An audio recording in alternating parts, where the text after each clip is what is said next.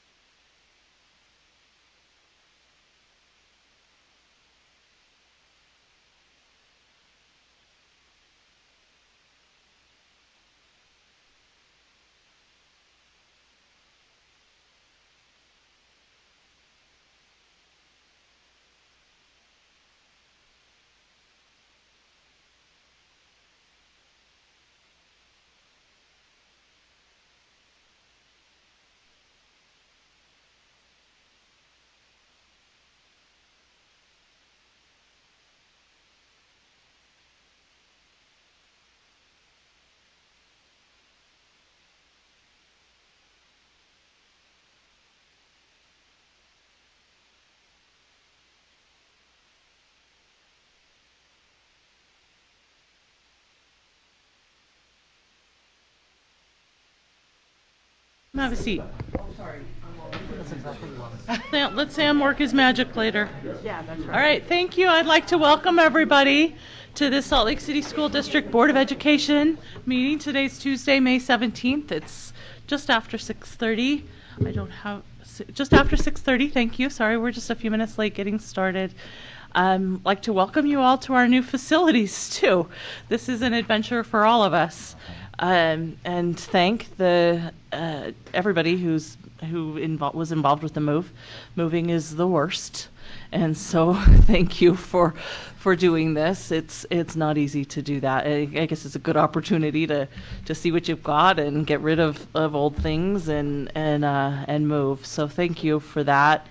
Over the last 2 weeks since we saw you last in the board meeting, we're in new facilities. We're happy to be here.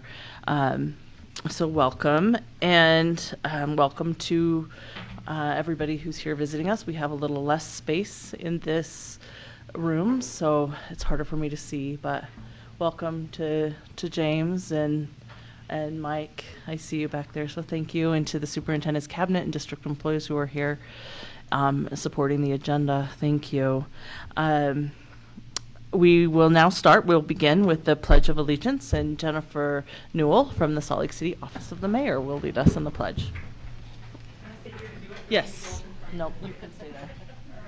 I pledge allegiance to the flag of the United States of America and to the republic for which it stands, one nation, under God, indivisible, with liberty and justice for all.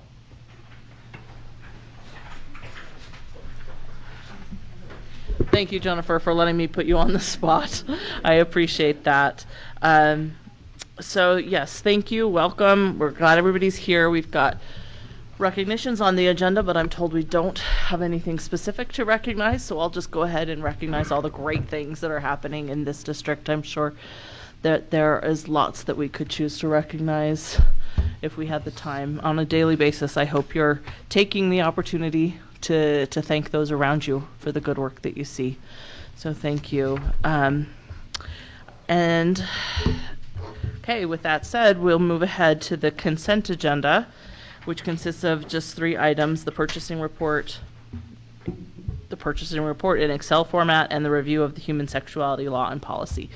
I would entertain a motion from the board on the consent agenda now. President Ford, I move that we accept the consent agenda consisting of item number 1, the purchasing report, item number 2, the purchasing report Excel format, and item number 3, review of human sexuality law and policy. Thank you, Nate. Do I have a second? I'll second. I have a motion by Nate, second by Christy. Any discussion to the motion? Catherine? Oh, sorry, Catherine. Thank you. I just heard from down there. Sorry. I'm used to being able to see you all better. So thank you. Just, let me know. Thank you. So motion by Nate, second by Catherine. Any discussion to the motion concerning the consent agenda? I would like to recognize the work of the Human Sexuality Committee and Katie Iramia. I don't know if Katie's here. But there's a lot of information in that report. It's attached to the agenda. I would highly recommend, if the public's interested, to make sure you read that. There's really good information there. It's reported to the board every year. The state statute requires it every 2. So I just extend that thank you and opportunity to read and review. And welcome, Dati. We're always so glad to have you here. Thank you for being here. I hope you found us okay. I think some of us went on autopilot to the old place. But here we are. All right. See, if there's no other discussion to the motion on consent, I'll go ahead and start with you, Board Member Williams. Bryce Williams, yes. Jenny Sika, yes. Catherine Kennedy, yes. Nate Salazar, yes. Mohammed, yes. Melissa Ford, yes. Christy Sweat, yes.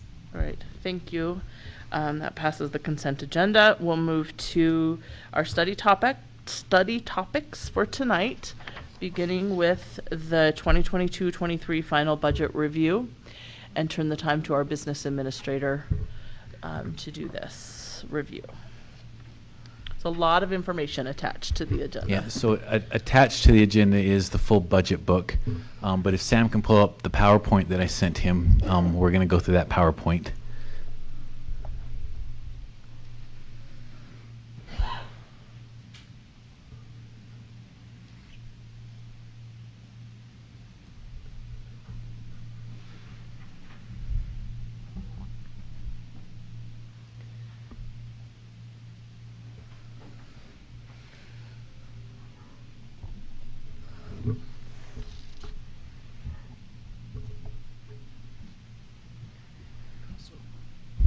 We lost this screen over here.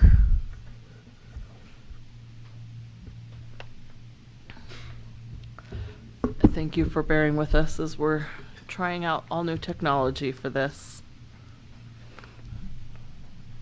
Perfect. Thank you. And there it goes.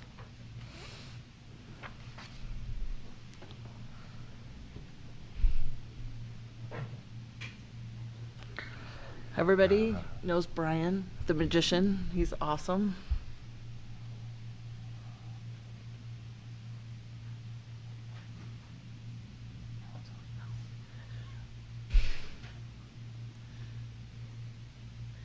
Please check power.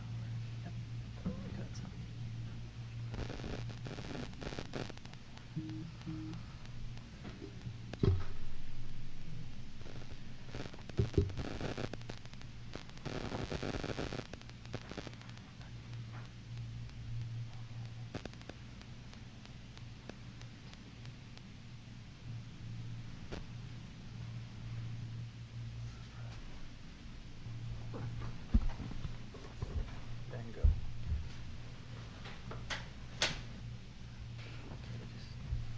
Good. So I'll just stall for time. Tell us a story. So next board meeting, we'll have a public hearing on the revised 21-22 budget and the original 22-23 budget. So today we'll kind of give just an overview of both those budgets. And then I've held some small group meetings and will continue to hold some small group meetings between now and when the board will be asked to approve the budgets. So I encourage you, if you haven't had a chance, I think most everyone has signed up for a small group meeting where we can spend some more time to go through the nitty-gritty details of this budget. So I just want to hit on some highlights. If my clicker will work, Sam. Sam, can you go to the next slide? Okay, let me just hit some highlights here of the, first of all, the 21-22 revised budget. So district-wide expenditures are budgeted at $362 million. That's a 15% increase from the prior year's actual expenditures. This increase is largely due to budgeted capital expenditures related to the district office building rebuild and the energy sustainability projects. In addition, there's increase due to COVID-related ESSER expenditures and also increased salary and benefit costs. The revised budget also includes the receipt of $23.5 million in tax-exempt lease purchase financing, or TELP funds. That revenue will be used to pay for the sustainability plan and will be repaid over the next 15 years using energy cost savings out of the general fund. And moving on to the next slide, Sam. Just a couple highlights on the 2022-23 district-wide budget. So when I say district-wide, that's everything. That's the full pot. So the total budget we're proposing is $365.3 million, a 1% increase from prior year's revised budget. The increase is largely due to budgeted increases in salary and benefits, as well as the ongoing capital expenditures, which commenced this year. Next slide, Sam. So district-wide, this graph shows our revenue sources. You can see our local funding accounts for 63% of our revenue. The vast majority of that local revenue is property taxes. State funding accounts for 27%, and then federal funding is 10%. That federal funding is higher than normal due to the ESSER funds we received, and will continue to be higher than normal and through September of 2024, and then we'll drop down to pre-COVID levels of federal funding. Next slide, Sam. It's a little small to see on that screen, but this is a graph representing our expenditures. Again, district-wide, I just want to highlight that the big blue area is instruction. So 46% of our entire budget is spent on instruction. And then everything else is, well, capital outlay is the only other one that's over 10%. Capital outlay being those things we talked about, the district office rebuild and the sustainability plan. Other items, community services, 10% of our budget. Media services and educational supervision, 6%. And there's other smaller items on that list. And this PowerPoint will be attached to the minutes, so the public can look at them closer. Next slide, Sam. This graph represents a trend of the district-wide budget.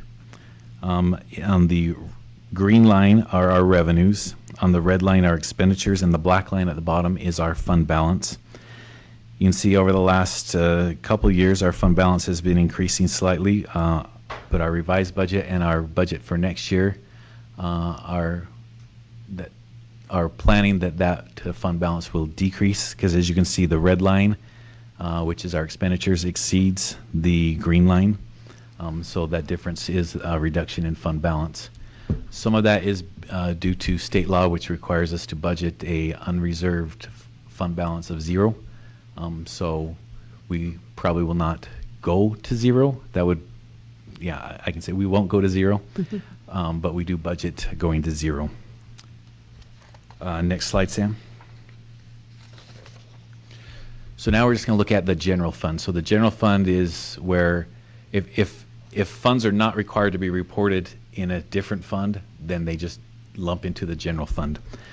And in the general fund, this is our revenue sources. Local funding is 57%, state funding 34%, and federal funding is 9%. Next slide, Sam. And in the general fund, 62% of the general fund expenditures are instruction related, and all other areas of expenditure are 10% or less. Next slide, Sam. So here we have this historical chart with the general fund. As you can see, revenues and expenditures in the general fund are largely equal. There's some years when one is slightly higher than the other, but as you can see with our budget, we are budgeting a little bit higher expenditures than revenues. We also generally have under expenditures in our allotments to our schools and to our programs. So when we get to actual, so we'll know the current actual by August, September, we'll have those final numbers and see exactly where we landed that budget. Next slide, Sam. Now we move on to the capital fund budget. You can see here the capital fund budget really tells the story of when we build buildings. As you can see in 2018-19, our for this chart, the black line, or the fund balance, was at a low point. And Paul, correct me if I'm wrong, that's probably about the same time we finished Meadowlark and Edison. Then over the next couple of years, we build up that fund balance. And the reason we build up, you can see that our revenues exceed our expenditures. But then as we move into the district office rebuild, our expenditures exceed our revenues, and there you see the fund balance decreasing. What we don't want is that fund balance to go negative, but we still have a good, healthy fund balance there even after these planned expenditures. Next slide, Sam. Here we have our debt service trend. So for our debt service, we have a debt levy, which brings in is intended to bring in the amount of revenue we need to pay off our debt for the year. There you can see from the 2020-21 year to the 21-22 year, we had a drop. That's because we had debt that matured and paid that off. And if this went out another couple of years, you would see it eventually drop to 0. And next slide, Sam. With the Child Nutrition Fund, you can really see what COVID did to the Child Nutrition Fund. With students in remote, their participation was down. You see that big dip. We're projecting that this year and in subsequent years they return more to a normal, what we've seen in the normal historical level of revenues and expenditures for the Child Nutrition Fund. Next slide, Sam. This is a Student Activities Fund. You also see that, so these are student fees, student fundraisers, gate receipts, stuff that's collected at the school. You can see they also, the COVID had a negative effect on their revenues and expenditures just because not as many activities were happening. And you can see from that downturn, but the current year and years following, we expect to return to similar to normal levels of revenues and expenditures in the Student Activities Fund. Next slide, Sam. The pass-through budget, that revenues and expenditures will always equal each other. These are the taxes that are levied by the district but are not collected or available to the district. They are passed on to other entities, so these revenues are not available to us. Those two entities are usually the Salt Lake City Redevelopment Agency and charter schools are where these taxes that are paid by the taxpayers get moved off to. Next slide, Sam. Here we have the Salt Lake Education Fund. You can see they, their revenue and expenditure generally coincide. Sometimes they have bumps because it might be a timing. They get a donation one year, but the expenditures for that donation don't occur until the next year. But they're roughly, keeping about a 4. Their fund balance has increased from a 3 to a $4.3 million that they have available at the foundation. And next slide, Sam. So the budget for the 22-23 year anticipates an increase to the certified tax rate to generate an additional $1.5 million by holding the board local levy rate at the same level as last year. These funds will be used for salary and benefit increases above the amount the increase in the weighted pupil unit would fund. Next slide, Sam. So here you can see the history of the rates. The second to last column was, you have the third to last column is the certified tax rate, or the preliminary certified tax rate. The final certified tax rate will not be available until June. That highlighted yellow levy, the board local levy, we are proposing to keep that at the 0.001605, which is the same rate as 2021. So there will be a 0.000047 increase in that rate, which will generate the $1.5 million. Next slide, Sam. So this shows the historical effect of the tax rate on a $100,000 home. Again, I've said this before, there aren't $100,000 homes out there, but this just makes the math a lot easier. So that tax increase from the certified rate will amount to, on a $100,000 home, an annual increase of $2.59. So you can do the math. If yours is $200,000 home, it's twice that, and so forth. So the proposed increase, that's the effect on the taxpayer. And next slide, Sam. So next steps for finalizing the 22-23 budget. We'll continue those small group meetings. On June 7th, we'll have the budget hearing and the board action to approve the budget, the revised 21-22 and the proposed 22-23 budget, as well as approval of the 2022 tax rate. And on August 2nd, we will hold a truth and taxation hearing and give final approval to the 2022 tax rate. Are there any questions on the budget presentation? Questions from the board? Thank you, Alan. That was a lot of information, and I'll just reiterate that this PowerPoint will be attached to the minutes, and the full budget is attached to the current agenda. Questions from the board? So one thing that's not discussed in this budget, I think in detail, is the discrepancy between the high school activities funding. And I'm wondering if we've resolved that issue, because we talked about doing that at our meeting earlier. Right, so part of that gets resolved, and it's not reflected in this budget, it'll be reflected in the revised budget, is when we're addressing the fee waiver, the reimburse the high schools for fee waivers. Just by the nature, if you have more kids in your school, you will receive a larger amount. So that should go a long way in addressing that issue, but we'll continue to look at other ways as far as that allocation goes.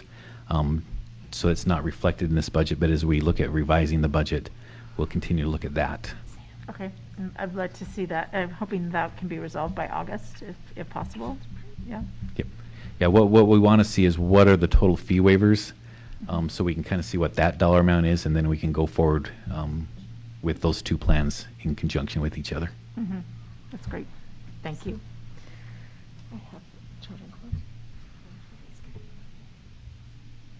Other questions? Everything okay? Okay. I did go through every page of the budget to see if that was listed on there, just so you know. I read it too. There'll be and a quiz later. I appreciate the time you're taking to do small group meetings with the board to make sure we have an understanding of the whole budget, because this is one of our primary responsibilities. So thank you, and I appreciate the attention the board has taken to this as well. If you've got questions or you hear questions from people between now and June 7th will be the next time we talk about this and approve this budget, please make sure you reach out to Business Administrator Kersley. Thank you. Yes, and the draft budget book will be posted on our webpage tomorrow, so the public can review it, and if they can be ready to come to the public hearing on our next board meeting.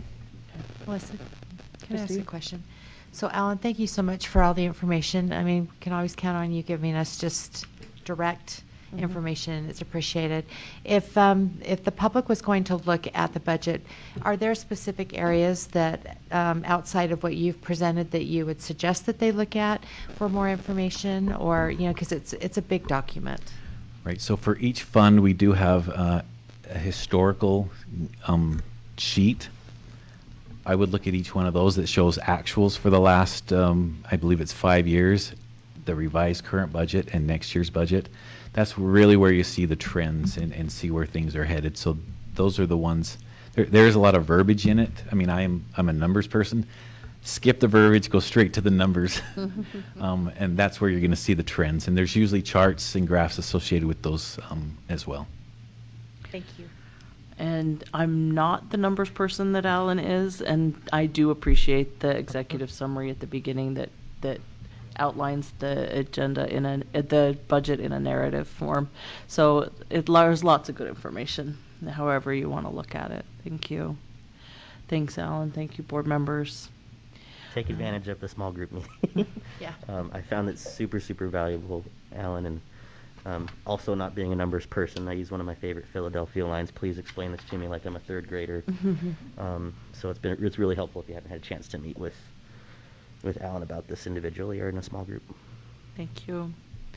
All right, we'll now move to the second study topic for the night. Thank you, Alan. And invite Dr. Buendia to the table. I'm sure you'll have Dr. Gutierrez with you. Thank you. Superintendent, do you want to introduce this presentation about our study about the equity framework? Most definitely. So the equity framework has been presented several times to the board, and we wanted to bring that back to the board for a little bit more of a full discussion and an opportunity for you to ask Dr. Buendia and Dr. Gutierrez any questions that you might have about the equity framework. Thank you so much and welcome. It's always a pleasure to have you both here. You make a good team, and I appreciated reading through the PowerPoint that you've put together. There's a lot of information here, so I'm going to turn the time to you to give us some things to think about and to study. Absolutely. So some good news. I don't have a PowerPoint to go through. Is this on? Oh, I don't see the light, so I don't think it's on. There's a little red light. I can use my principal voice also.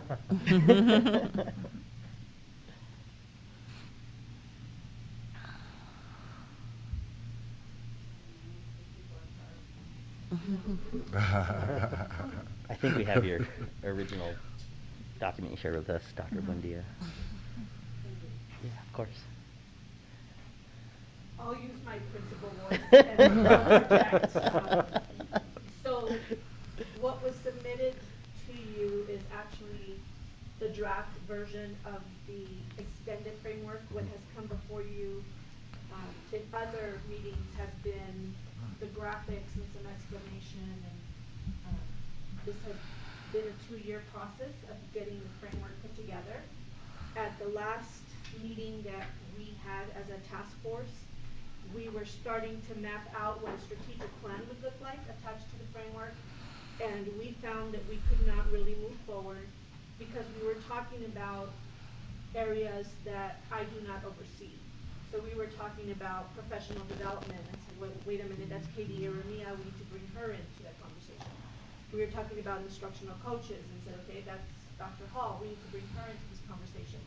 And so what we decided as a group was we need to pause because this is a draft framework and we are starting to roll out into the broader organization, and we can't do that until we have a formal definition, a formal equity lens, a process for equity audits, and so that's where we stand with the work. It does have draft across every single page, and there are a couple of areas where there's some definitions that aren't quite there because we didn't get to them as a task force, and I did not want to impose my personal lens on the definitions. This has been a collaborative process the entire time. No one voice has taken precedence over another. So, thank you. I don't have a PowerPoint, and I give the time back to you, President Ford, to answer any questions that you may have of myself and Dr. Buendia. Thank you so much. I Yes. appreciate that. Board members, having had the opportunity to read through the draft that was provided to us, what are your questions for Dr. Buendia and Dr. Gutierrez as we move forward? Sounds to me what I'm hearing from you is that you're looking not tonight because this is something we're studying, Right. but maybe soon, perhaps at our next meeting, even for the board to give you formal direction to take this from draft to a final product. Yes, and especially now that we are working on the student achievement plan, and one of the committees is the equity committee, it makes sense that they be, combined or married or refer to one another. So Okay. we'd like to make sure that the work is moving forward at the same time. Okay. Questions from the board? We've seen bits and pieces of this over the last year, and I appreciate that. I think you've heard general support from the Yes. board for this work. Absolutely. But I've never seen all of this all in one place, and so this was really helpful to read through, and I appreciate that very much. Maybe we can just start with for the board. If you've got questions, please feel free. Okay, go ahead, Christy. Thank you so much for being here tonight. I just, I think it's so important that we always have this discussion in our open meeting, so that it's apparent that we care about equity and that, it's a constant conversation. So I'm sure you will do this, but just in the draft that we had, there are some people missing, some people that need to be, like you have Moselle still on your draft, and you don't have Paul Schulte listed in the cabinet. So just a few little oddsie endsies when you go back through it. But I wish that we could actually put the equity statement or the definition that you have up on our screen, because it really resonates with me. Mm-hmm. And I appreciate the work that went around the thoughtfulness of putting that proposed definition of equity that the board's been looking at. So I'm in full support of that. I think that just tell us what else we need to do, to help support your work, and so that we can keep it moving forward. Thank you, Christy. In the absence of President Ford, I'll conduct the meeting from this point until she gets back. Are there any other questions? Catherine? I just want to also thank you for this work. It represents a lot of hard thinking, and I appreciate the work that went into it. I appreciate the committees that have worked on it too, and I want to extend my thanks to those people that are not here, but that did work on it, so please tell them thank you. And then I just, like Christy said, the one thing that I noticed was some misspelling of names, and so I would just check those names really carefully, and happy to identify that. Thank you for pointing that out. There are various versions of it, and I need to do a better job of dating them, because I know I removed Moselle and I put a new person. Yeah, so But we're just looking at an old one then, that's all. I'll make sure that I start to date those and that No those are, worries. and I will add Mr. Schulte to the cabinet, absolutely. The only thing I would maybe think about is, since it is something that I think occupies a lot of our students, and I'd be happy to hear from our student if she is that the idea of climate equity, particularly as we're going towards doing our green plan that we've done, and I don't know if that's something that could be incorporated into our equity plan, but would be an interesting thing, and I know that it is something that engages our young people. I think Mr. Salazar, you were. Sure, unless Dr. Again, the gratitude as well, just in concert with my colleagues. I really appreciate and would support the definition. And I know that I think there's a lot of intriguing things in there, but one of the things that has really come to my mind and stuck with me is a process for equity audits. And how do we conduct those? What are the best practices? You know, and I guess if you're prepared tonight, and if we need to have the discussion later, what would be some of your recommendations about how the district can conduct those and how the board could support making sure that those are done in the best and most equitable way possible? Given the history with equity audits within our district, we as a task force, we're trying to not call them equity audits.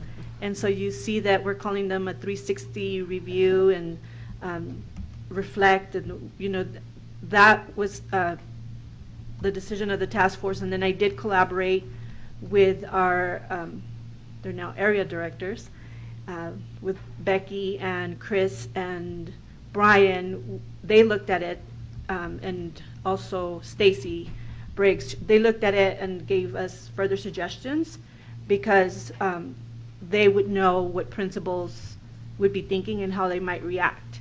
And so really what it is, it's not so much of an audit as it is reviewing and reflecting on the entire ecosystem, that we've used that word before, of the school, which is inclusive of everything you see in that circle, and with the understanding that the circle is not fully complete. We might have missed an area. And so that's the point that we got to. If you look at everything that's on the circle, you also end up addressing MTSS and SEL. You also end up addressing literacy. So we were trying really hard to make sure that once adopted, that this framework is aligned to your other board priorities, that we weren't deviating too far from the board goals and the board priorities. Does that answer your question? Absolutely. And I was just referred back to the 360 equity reflect, review, and respond.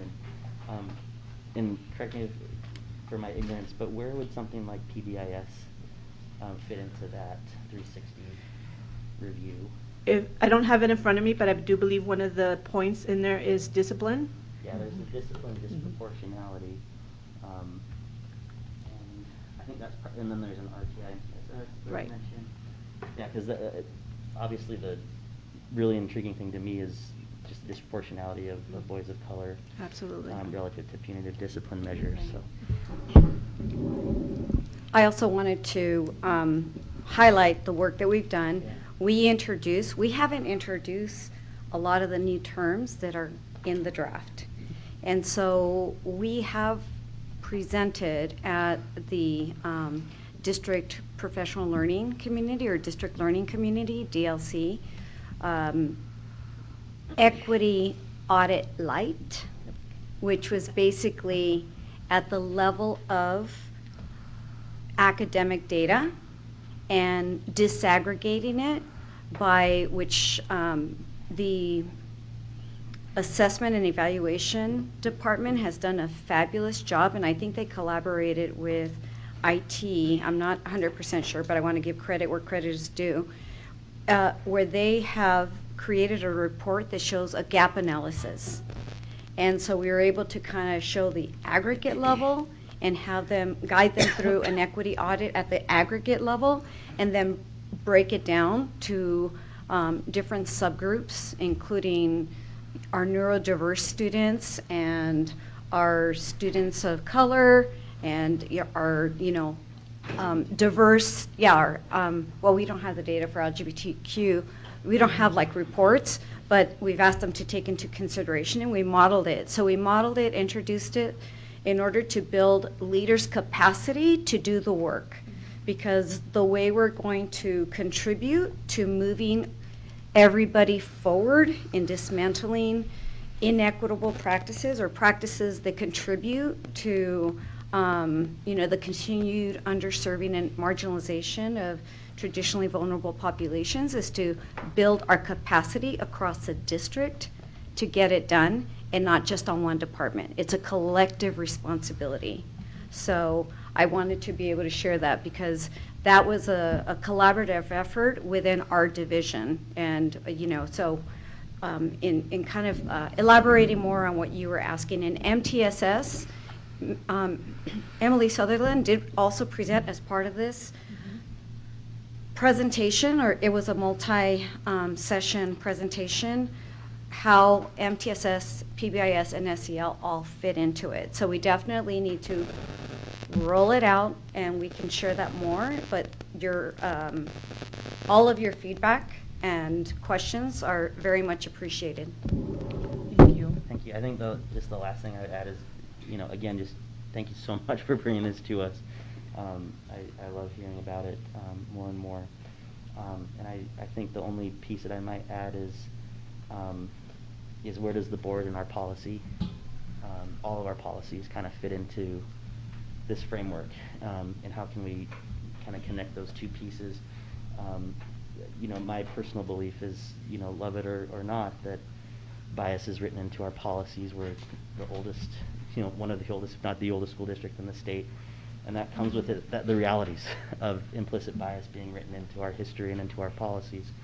And we have an opportunity as a board to also dismantle inequitable practices through new policy development and revised policy. And I would love to figure out how your department and your expertise can be coupled with our board and our policy subcommittee moving forward to address those practices and policies as well.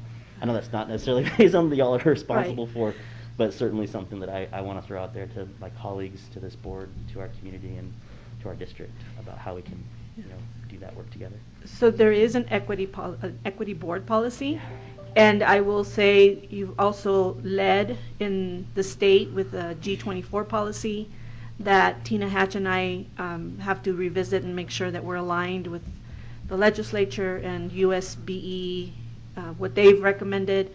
So there is some forward movement, and yes, there is a lot of work that needs to be done. But I think once we have an adopted framework, then we could use the embedded equity lens to sit and start to review policies. It would be up to you to prioritize which policies you wish to address first. But I will tell you that the task force is eager to move forward with the work.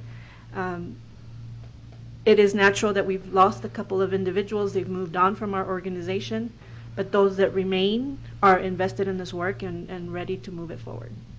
Thank you so much. Thank you. Other questions from board members? Go ahead, Dottie, and then Christy. Oh, okay. I was going to say I really love the definition and all the work that both of you have put into it and the whole school district. It's really incredible and thrilling to see this. One of the things, going back to what Board Member Kennedy and Board Member Salazar asked about, climate change and how that affects students. Specifically, I want to focus on including student input in crafting and actually achieving this definition of equity. I know that at West High there's some attempts at creating student surveys. But I do think that without a framework on how these surveys are implemented or crafted, it makes it extremely difficult to have cohesive data. So, for example, a survey went out to all like 2,500 students at West High School, and it came out second period. Everybody was taking the survey, and I would guess probably less than 20 students completed it because the survey was 43 questions. And every single question was required, and they were all variations of the same thing. What classroom makes you feel safe? What classroom makes you feel unsafe? And while I think these are necessary questions, if you've ever been in a room with a teenager, they're not going to go answered. So I really admire the intention, but I think when we're talking about student input, there just needs to be a really direct way at achieving that, and whether that's also including it within the equity framework and then also building those routes and instructions on how to gather that data, utilize it, so that we're not inherently working off of biased data from the students who had the time to complete that survey, or things like that I think are important. And then also for the discipline disproportion for boys of color in Salt Lake City School District, I think it's also important to be able to have channels and avenues to hear from those students. And that I think is part of the student input portion. And then for the social workers and counselors in schools, I think West High School does have access to a social worker, but access to that remains unadvertised, and I think that's part of, when we're talking about advertising these things equally to different communities, I think it's really important, like the social workers, and even on our website, there's no way that students can make an appointment with them without directly inquiring with their counselor, or even then, they don't really figure out how to do it. And I think just making all of this accessible would go a long way in making sure that students are having input in achieving this equity framework. Thank you. That is definitely a piece that we want as a task force. And you joined a meeting, Dottie, I don't know if you remember, with the young ladies that are very involved with Yellcrest. And they looked at the definition, and I realize it's a really small sample of our student population, but they looked at it and they gave us the thumbs up. I would love to get more student input, definitely. So thank you, Dottie. Thank you. Other questions from board members? If everybody is, then we'll go back to Christy. Go ahead. Thank you so much. Dottie, so insightful. I think that, we say that we're here for students, that that's the work that we do, but yet so many times, we make decisions and talk around students instead of talking to them. So I appreciate that you're bringing that up once again, Dottie, that it's important. Nate, to your point, which was perfect, on your presentation, you have a page that's called Removal of Institutional Barriers, and it talks specifically about how to break down those barriers in our policy with the board. I think that as we, as board members, look at the current work and then the recommendation of next steps, I would just it's our responsibility to look at those next steps and make sure that we're incorporating those into our meetings and into our work in the policy committee. So I think that if there's things that we can do that, with our policy committee, there's the subcommittee, that can start looking at, those language barriers, or as you said, the removal of institutional barriers, we need to start that work right away. So whatever you can give to us, it would be great. And so thanks, Nate, for bringing that up. I was just looking at that page as you were talking, and it's very insightful, so thank you. Thank you. So I see next steps as being board formal adoption of this. As Christy's mentioned, that there are 5 steps there, but I think first will be the adoption of this. And I'm, again, as usual, here, and I appreciate that, hearing good broad support from the board for the framework draft that's been here, and we'll look to get that on an upcoming agenda. Superintendent, thank you. All right, thank you. Anything else you'd like to add as parting words? Thank you for the work you do, Dr. Buendia. I want to recognize that Dr. Gutierrez's work, because she was committed to doing this and went ahead and convened a committee, and clearly, they were committed to the amount of time and effort with broad representation of many stakeholders. As some of you have mentioned, we, can learn from conversations how to broaden and be inclusive of many voices, and we'll reflect definitely and work on addressing some of the questions that you posed to us tonight, and have that ready for you. And and Dottie, we can still, even though the next time we come here, hopefully it'll be approved, we can still go out and get student feedback. And that needs to become an institutional practice. That's part of, what we're trying to do, that it's just intuitive. So thank you very much, and thank you, Dr. Gutierrez, for all of your fabulous work. Now, I would just like to recognize you as a board. Once you adopt this equity framework, I believe that our district will be the only district in the state that will have a formal adopted equity framework. And so that speaks volumes about your dedication to equity as a board, and we will once again lead the state. So it's exciting. Thank you. Thank you very much. Thank you for being here.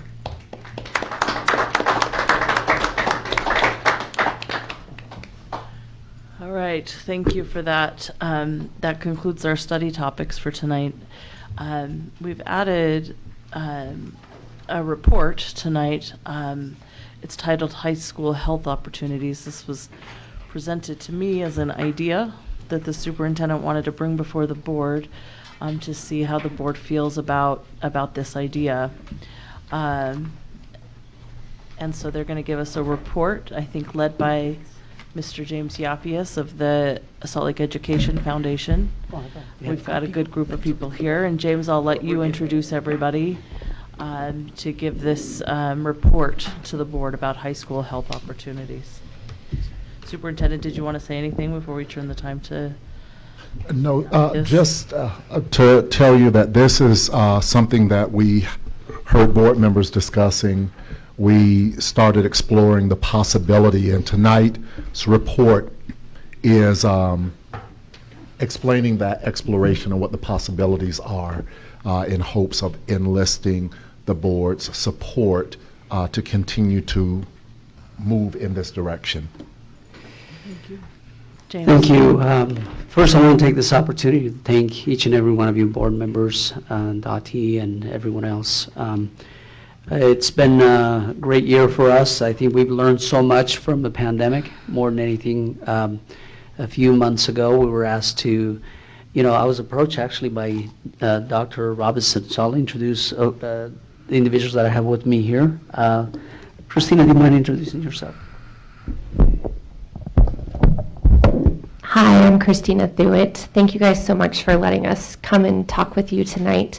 I'm a pediatrician at the University of Utah, and prior to coming to the University of Utah, I was a pediatrician on the Navajo Nation, and there I worked in our 2 school-based health centers, specifically within high schools.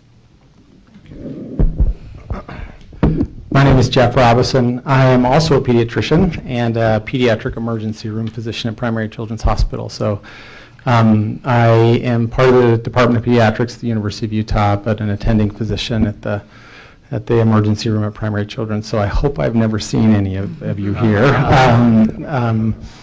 Really grateful for the opportunity to come here. My father sits on a school board in an adjacent district here, so I know this is a labor of love with equal parts labor and love that you do. So the work that is done here is there's a lot that goes into it, and I've seen that firsthand. So appreciate the time to be here with you all. Jared Wright, I'm the principal West.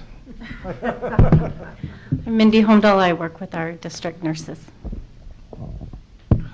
Okay, so we prepared a brief presentation for each and every one of you to just kind of give you an idea of what this possibility could be for our students. For quite a long time, I've had an opportunity, having implemented the programs at the community learning centers with the clinics. We've done extensive work with Intermountain Healthcare at the University of Utah, different organizations, community health centers. And the vision that this board has had in previous years, prior to, when we started Rose Park Clinic, and then the Glendale, and then the Liberty, that was well thought out, because during the pandemic, guess what? Those specific clinics paid off. And so, having said that, this idea, we were talking about the healthcare needs of our students. And a few months ago, I approached Principal Jared Wright, Jeremy, and then also Pam. And we just threw that idea, hey, what would it be like if we had some additional support in our high schools?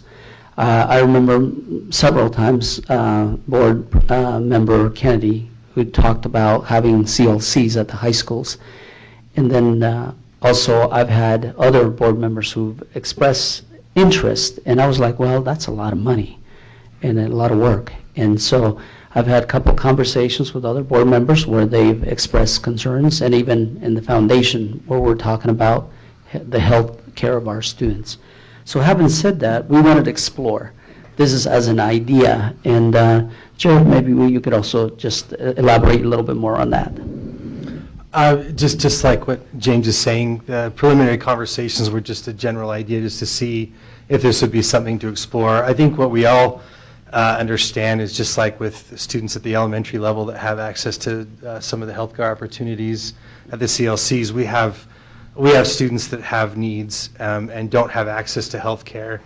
And that represents itself at different times in different places with different student groups, but it's clearly a need at our high schools. So lots of details and questions that would need to be worked out, but the idea in theory, if a partnership could be formed wherein our students would have access and we could provide that for them, that would be something that we'd like to look at. There are many school districts around us that are envious of our relationship with the University of Utah, and I'm really proud to say that we have a strong relationship with them. And today, when you look at this presentation right here, I have Dr. Robinson, Christina, and also Jeremy. Let's see, there was another person added from their development office, possibly, who would also be a part of the discussion. They haven't joined that, but we're putting a committee together, hopefully, if something like this was to be something that we need to explore further. So, but what I would like to do is, as you know, our demographics for our school district, you're looking at 7,146 high school students. Our, breakdown of our demographics is significant. Students qualifying for free and reduced lunch, 46.45%, and homeless, you look at 175. Some of the areas that we talked about, I'd like to have Dr. Thuet talk a little bit and elaborate about the school identify healthcare needs. Try not to have this so close to me. So in our discussions with the principals and with district nursing and counseling, we kind of said, hey, what do you guys see are the needs in your students? It's not our job to come here and say what we think you need, but really to get that directly from them. So the things that they would like to have better access for students for is things like annual checkups. Students that are minorities as well as low-income students very, very frequently do not get routine well-child checks. Those are a population that's definitely a high-risk population and definitely in need, and so that's one area that they asked for help with. The other thing is sports physicals. There's so many students who have to complete a sports physical to participate. Why not have that done directly at the school instead of having to take time out of class? As you all know, there is a mental health crisis in teenagers across the country. It has been exacerbated by the COVID-19 pandemic. And speaking with counseling and district nursing, we've really come to understand that they are full and they would love a duplicate of themselves. And so that's something that we can try to offer support to augment what they're already doing and bring in. Also things like a sports trainer identifying a concern that they'd like to have a physician look at. That's something that could be done at a school-based health center. And then also kind of basic health care for the refugee population who otherwise is not getting access to care. Yeah, so the definition of a school-based health center I think is really important because it sounds intuitive, but I don't think it necessarily is. These are collaborative efforts between schools, communities, districts, and healthcare organizations. And the whole idea behind this is to bring access to care directly to students where we know that they are present. They're located in or adjacent to schools. A huge part of that drive is to eliminate transportation issues, eliminate taking time out of school. And for some parents of students, we know that those parents can't miss work. If their child is sick, they're just going to have to stay home. They can't miss work to take them to the doctor. So this is one thing that school-based health centers eliminate. They support the academic achievement of students by decreasing absences, promoting healthy behaviors, identifying and treating urgent, chronic, and even complex medical conditions, as well as mental health care needs. The last census of school-based health centers was in 2016, and there were over 2,500 school-based health centers across the country, serving about 10% of the student population of the U.S. So this is not new or innovative, but it is somewhat new to Utah. All right. One of the things that we talked about school-based health centers, the competencies would be, as Dr. Thewitz talked about, access, student focus, school integration, accountability, school wellness, system coordination, and sustainability. Just like our CLCs, the sustainability part, it's taken over time, but it's well thought out. I want to thank our legal because we had to do extensive MOUs with Intermountain Healthcare and also the University of Utah to ensure that we are following those, HIPAA laws to protect our students and our families. But this is really the competencies are critical because, as we were talking about, school wellness and system and coordination, it's really, really critical. And that's, I think, what we've done in our CLCs. It's been very carefully thought out, working with legal and other organizations, they're legal, and making sure that we're protecting the rights of our students, but making sure also that we're providing the services for our students. Meeting the healthcare needs of our students. You want to elaborate a little bit? Sure. I think, I doubt that there's many that need to be convinced that the health of the students in the district is important for their success. And one of the things that I see in my job in the emergency department is the number of adolescents that we have who have a difficult time getting to see somebody during the day when they feel sick, so they come at night after their parents have been at work all day. Then they're in the ER all night, and then that family has to go to work in the morning. And the burden that's placed on folks who are already sort of have the deck stacked against them is the whole purpose behind something like this. I have one, and next year we'll have 2 kids in high school in the district. And so there's both a professional and sort of a personal stake that I have in this. And my role at the Department of Pediatrics is to be sort of a director of outreach to communities. And I can't think of a better or more effective way for our department to reach out to our community than work through the school system. This is where the kids are. And rather than saying to adolescents, why didn't you come? Why didn't you come? Why didn't you come? We should be where they are. This is a model that's worked.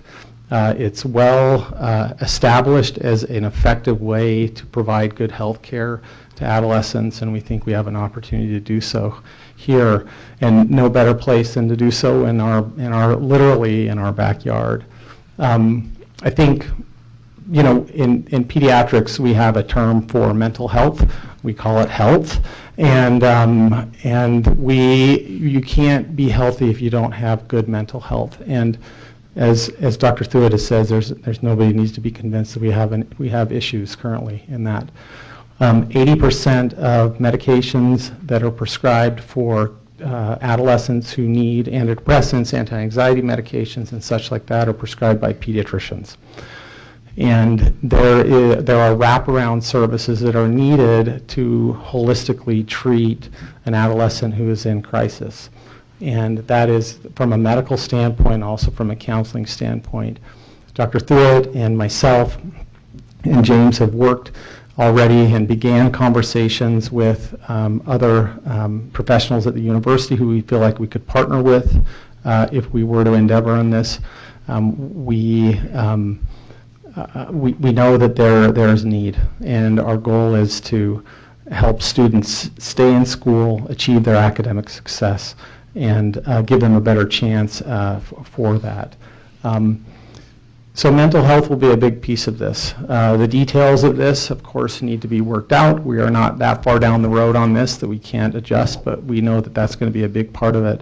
But as Dr. Thuet has said, there are other bread and butter pediatrics things that can happen. Sometimes when people think a pediatrician, they think like a little baby, but we're actually trained to take care of kids all the way up until 18 years of age. And so this is right in our wheelhouse. Kids who have common pediatric ailments. And ideally what we want is to have a center of excellence for adolescent care that's housed right either in or adjacent to the schools, and provide services that they could get at any other University of Utah clinic.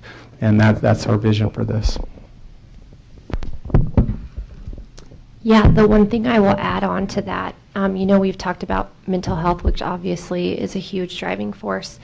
Also acute visits, so things like if a student has a sore throat that day, right? Do they have COVID? Do they have strep throat? Can they be in school or not? That's something that a school-based health center can address and get that student back in class very quickly.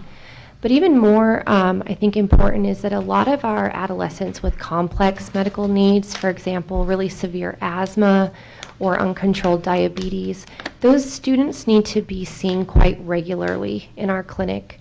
So even though my main faculty practice is less than a mile from Highland High School, every single time that I need to follow up one of those chronic asthma patients, I'm taking them out of school for half a day, a whole day, just for that 30-minute visit. So I found a really interesting data on asthmatics in particular, that each visit at a school-based health center is keeping that child in the classroom for 3 hours and 24 minutes longer than if they were to go to the pediatrician's office. So I think not just acute issues, not just mental health, but also those really, chronic patients that need that frequent follow-up and that kind of constant monitoring.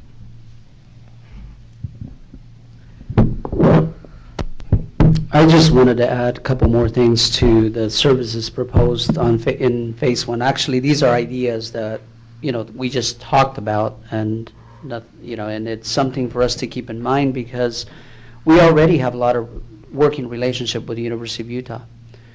And the nice part about it is they know what we've been able to accomplish with the School of Dentistry at Liberty.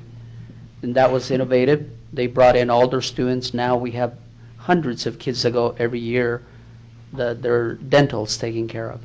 So one thing that Dr. Thuet talked about is how do we connect all of these resources that we currently have in place, Intermountain Healthcare, community health centers, Friends for Sight, you got vision, hearing, all of those services. And one thing that we talked about is telehealth. I know Intermountain was big last year. They wanted to put a telehealth system in every school.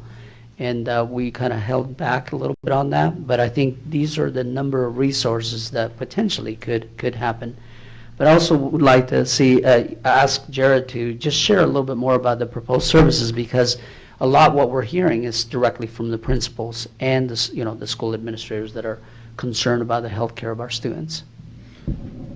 Just to highlight, in our meeting with Dr. Robison and Dr. Thuet, when we were discussing kind of what we saw, and what you see in the profession, it was like, well, we're obviously seeing the same thing, right? What the challenges that we see every day with our students directly, or that when we meet with parents and go through and try and diagnose what the barriers are to the students accessing education. If we talk about attendance, right, that's been highlighted so well. So the list was really easy when we had that conversation that type of bridge could be gapped. Our district has taken well over a decade, right, the perspective that we have to be not just simply identifying a barrier and putting it on the parents. Hey, your child needs this. Hey, this is an issue, and we'll work together. But ultimately, it's on the parent. That the district has extended itself appropriately so to offering services on site at the schools, so that gap is bridged. This just seems like just a natural continuation of what the district's efforts have been as far as having the benefit there. With the generalized pediatric services for students there.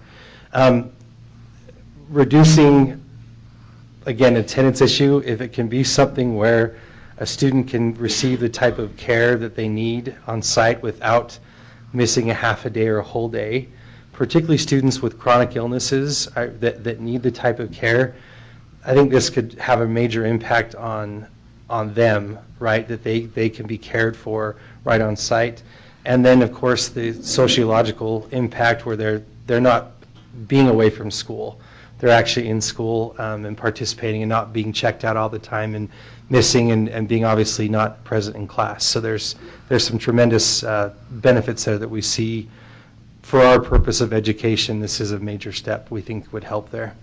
One more thing, I just wanted to thank Mindy and Judy. They are significant in, when we're looking for information, we go to the individuals who've been doing the work, and they've given us a lot of advice and about the counseling needs and the support, and obviously with our district nurse, Judy, some of the potential opportunities that we could partner. Do you want to elaborate just a couple more things on that? Sure. Yeah, I was a little limited when I said I just work with district nurses. They're fabulous and amazing, and School Nurse of the Year, Judy, we're excited for her. She's going to go to a national level competition in June, so we look forward to seeing how she does there. But additionally, as Student Services Director, I work with all of the counselors and social workers, and Dottie, I wanted to thank you for your comments as well in terms of just thinking through the access. We have that district social worker page, and how easily could we connect that to each of the school web pages as well, and ideas in terms of students being able to book appointments themselves. I think great innovations and ideas that we can easily talk about. So thank you for those comments. It's the more that we can bring to the table, the better. The counselors and the addition of the district social workers and our partnerships that we do have through the University of Utah with Dr. Erin Fisher, with Odyssey House, Valley Behavioral Health, to add more options. I think COVID taught us that we can do a lot over telehealth. A lot of high school kids prefer it in terms of their phones. So I think adding those services would be phenomenal. And just knowing that the success that we've had from the elementary, community CLCs and the healthcare services that kids are accessing there, to make that available at the high schools would be just an incredible addition. And for those other specific things that you're talking about, Dr. Thuitt, with medications and things like that, we could coordinate so well with nurses and the policies that we already have in place. So we are just super supportive and looking forward to the next steps.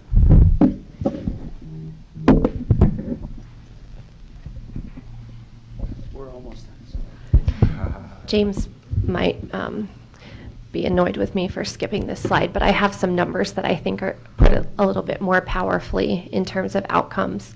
When we talk about school-based health centers being located in the school and overcoming barriers to transportation, one thing that is very, very consistent in the literature is that students who otherwise actually have access to mental health resources, meaning they do have the ability, they're connected in the community, they are 21 times more likely to receive mental health services and to seek mental health services if they're located in a school. That's huge. And imagine the students that don't have that access in the community, right? The other thing that I think was very powerful is that graduation rates, implementation of a school-based health center rose graduation rates by 4.1 percentage points. That's huge. That's big, right? Like, that's the point of these school-based health centers, is to promote academic achievement and lifetime success. So I think that the outcomes speak for themselves, and there's nothing but benefit here for us to reach. That's great, thank you. One thing that a few minutes ago, Christy Sweat talked about is taking down barriers in meeting the needs of our families and making sure that we're constantly talking about parents and the caregivers. And what's important, I think, as even in the foundation, when I'm given the task to identify resources, it's always, what can we do in the best interest of the students? At the end of the day, when I can go home and I feel good about what we're doing and the resources are going home, great. And so that also means school leaders and school community, employers, and society in general. As I collaborate with my colleagues, all the principals, this is what they talked about. It's always about how do we bring, and what is how this benefits our stakeholders more than anything, bringing our families together and in providing the resources for them. I just want to thank each and every one of you for the support that you've already given to the CLCs, and that is significant. It is continuing to grow. We have 3 of the 7 CLCs in the state, and it has had a profound impact. It's made a profound impact. So I know Jared also wanted to add a little bit more to the stakeholders piece. And just to highlight one thing with the parent-student thing, of course, all going through, we talked about this in our meeting, that this would all be with parental consent, right? There wouldn't just be students being able to go into a clinic, and this would all go through that process. But as we're looking at partnerships and stakeholders that all need to come to the table to provide students what they need, particularly in challenging with our mental health crisis that we're on, that this is a good step in that regard. So we think this could have a wide benefit for us. And last, I think, is our vision is to reduce health disparities and advance health inequities for adolescents and community. This collaborative effort will improve the health outcomes, quality of life, academic achievements for our high school students. Well, I guess much of what we're thinking about and the opportunities, I think the CLCs came up from an idea, right? Our family school collaborators came from an idea. And then this piece, I know that Davis was talking about teen centers, and I was like, well, what can we do about Salt Lake City School District? This district has been a leader for many, many years. People want to follow your leadership. And I think what's important to us is, what do we do next? Because we can't really move without having the key stakeholders at the table. We've done some of the research, but that's where it stops. And I think one of the things we're asking for today is that for us to continue to maybe do some of the research, bring additional stakeholders into the table, to the conversation, to the meetings. And we'd love for each and every one of you to, if you would like to participate, we want you to be a part of that conversation. We just didn't want to have conversations without having facts, and obviously the support from the University of Utah. They are eager, and they're waiting to hear from us. So I just, President Ford, thank you for giving us the opportunity. Dr. Gatson, we appreciate you, and all board members. I would like to answer any questions. I know we've taken quite a bit of your time. No, thank you. This has been very informative. It's a good opportunity for us to hear about this, and good things can come from good ideas. We have lots to talk about in terms of this, though, and I'm sure board members have questions. But I'd like to offer that opportunity to the board. Mohammed, go ahead. There is a saying, first of all, thank you so much. A lot of times, this is actually thinking outside the box. This is what I love about this. It's like, the government on a bigger scale has failed to provide health care to everyone. Community comes together, to resolve this issue. And where I've come from, there is a saying that we say that health is a crown above the head of those who are healthy, and only people who are sick are the ones who can see that crown, because it is correct. For us, who have health care, who have everything that's available to us, it's very easy for us. We take it for granted. We don't think about it much. But also I do think about talking about mental health issues that students are dealing with. We can see it just through what we've had for the past couple of years. Now imagine we have also students who are refugees, from lands of wars, and they come here, and in addition to COVID, you add to it all the other challenges they've had and the challenges they're experiencing of adjusting to a new life here in the U.S. I mean, just imagine how amazing it is to have a place that's close for them to go to. Or trans kids, who are sadly to say, who are victims of, policymakers, and how amazing it is if there is a place for them to go into and be able to be present and know there is someone out there for them to listen to. It is correct. I sincerely appreciate thinking about everything, how we should not just be placing everything on the parents, and we tell the parents, we realize this, but you guys take care of it. I love the mission of us, all of us here, coming together to take care of this, because Thanks, it is Mohammed. very, very important for our kids. Yeah. Thank you. Thank you. Thank you for that. Do we have other? All right, go ahead. I think Bryce, Kathy. Okay, we'll go down the row. Start with you, Bryce. Not necessarily a question, but a comment. And I can't remember which physician brought this up at meeting students where they are. Outside of my role as a board member, I also work at the University of Utah. And that's my whole philosophy with working with students up there, is meeting them where they are.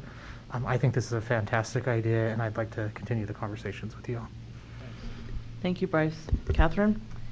Yes, thank you so much for the time to put this together and for being here tonight. We appreciate your information, and I think this is an exciting idea, and I'm looking forward to see where it goes. And also, my son, who is a graduate of Salt Lake City School District, is graduating from the U Medical School on Friday, and plans to be a pediatrician with a mental health focus.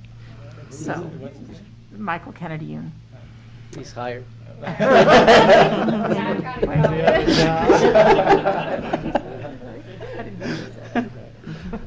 Thanks, Catherine. I do have. Go ahead. Yeah, sorry. So I really love all of this. The only concern I have is, and Jared spoke to it at the very end, is parent engagement. And so I'm wondering if you have any studies that talk about that. I hope the parents are still encouraged to come to and they don't have to pick up their child from school and then take them to a clinic, which I think is great.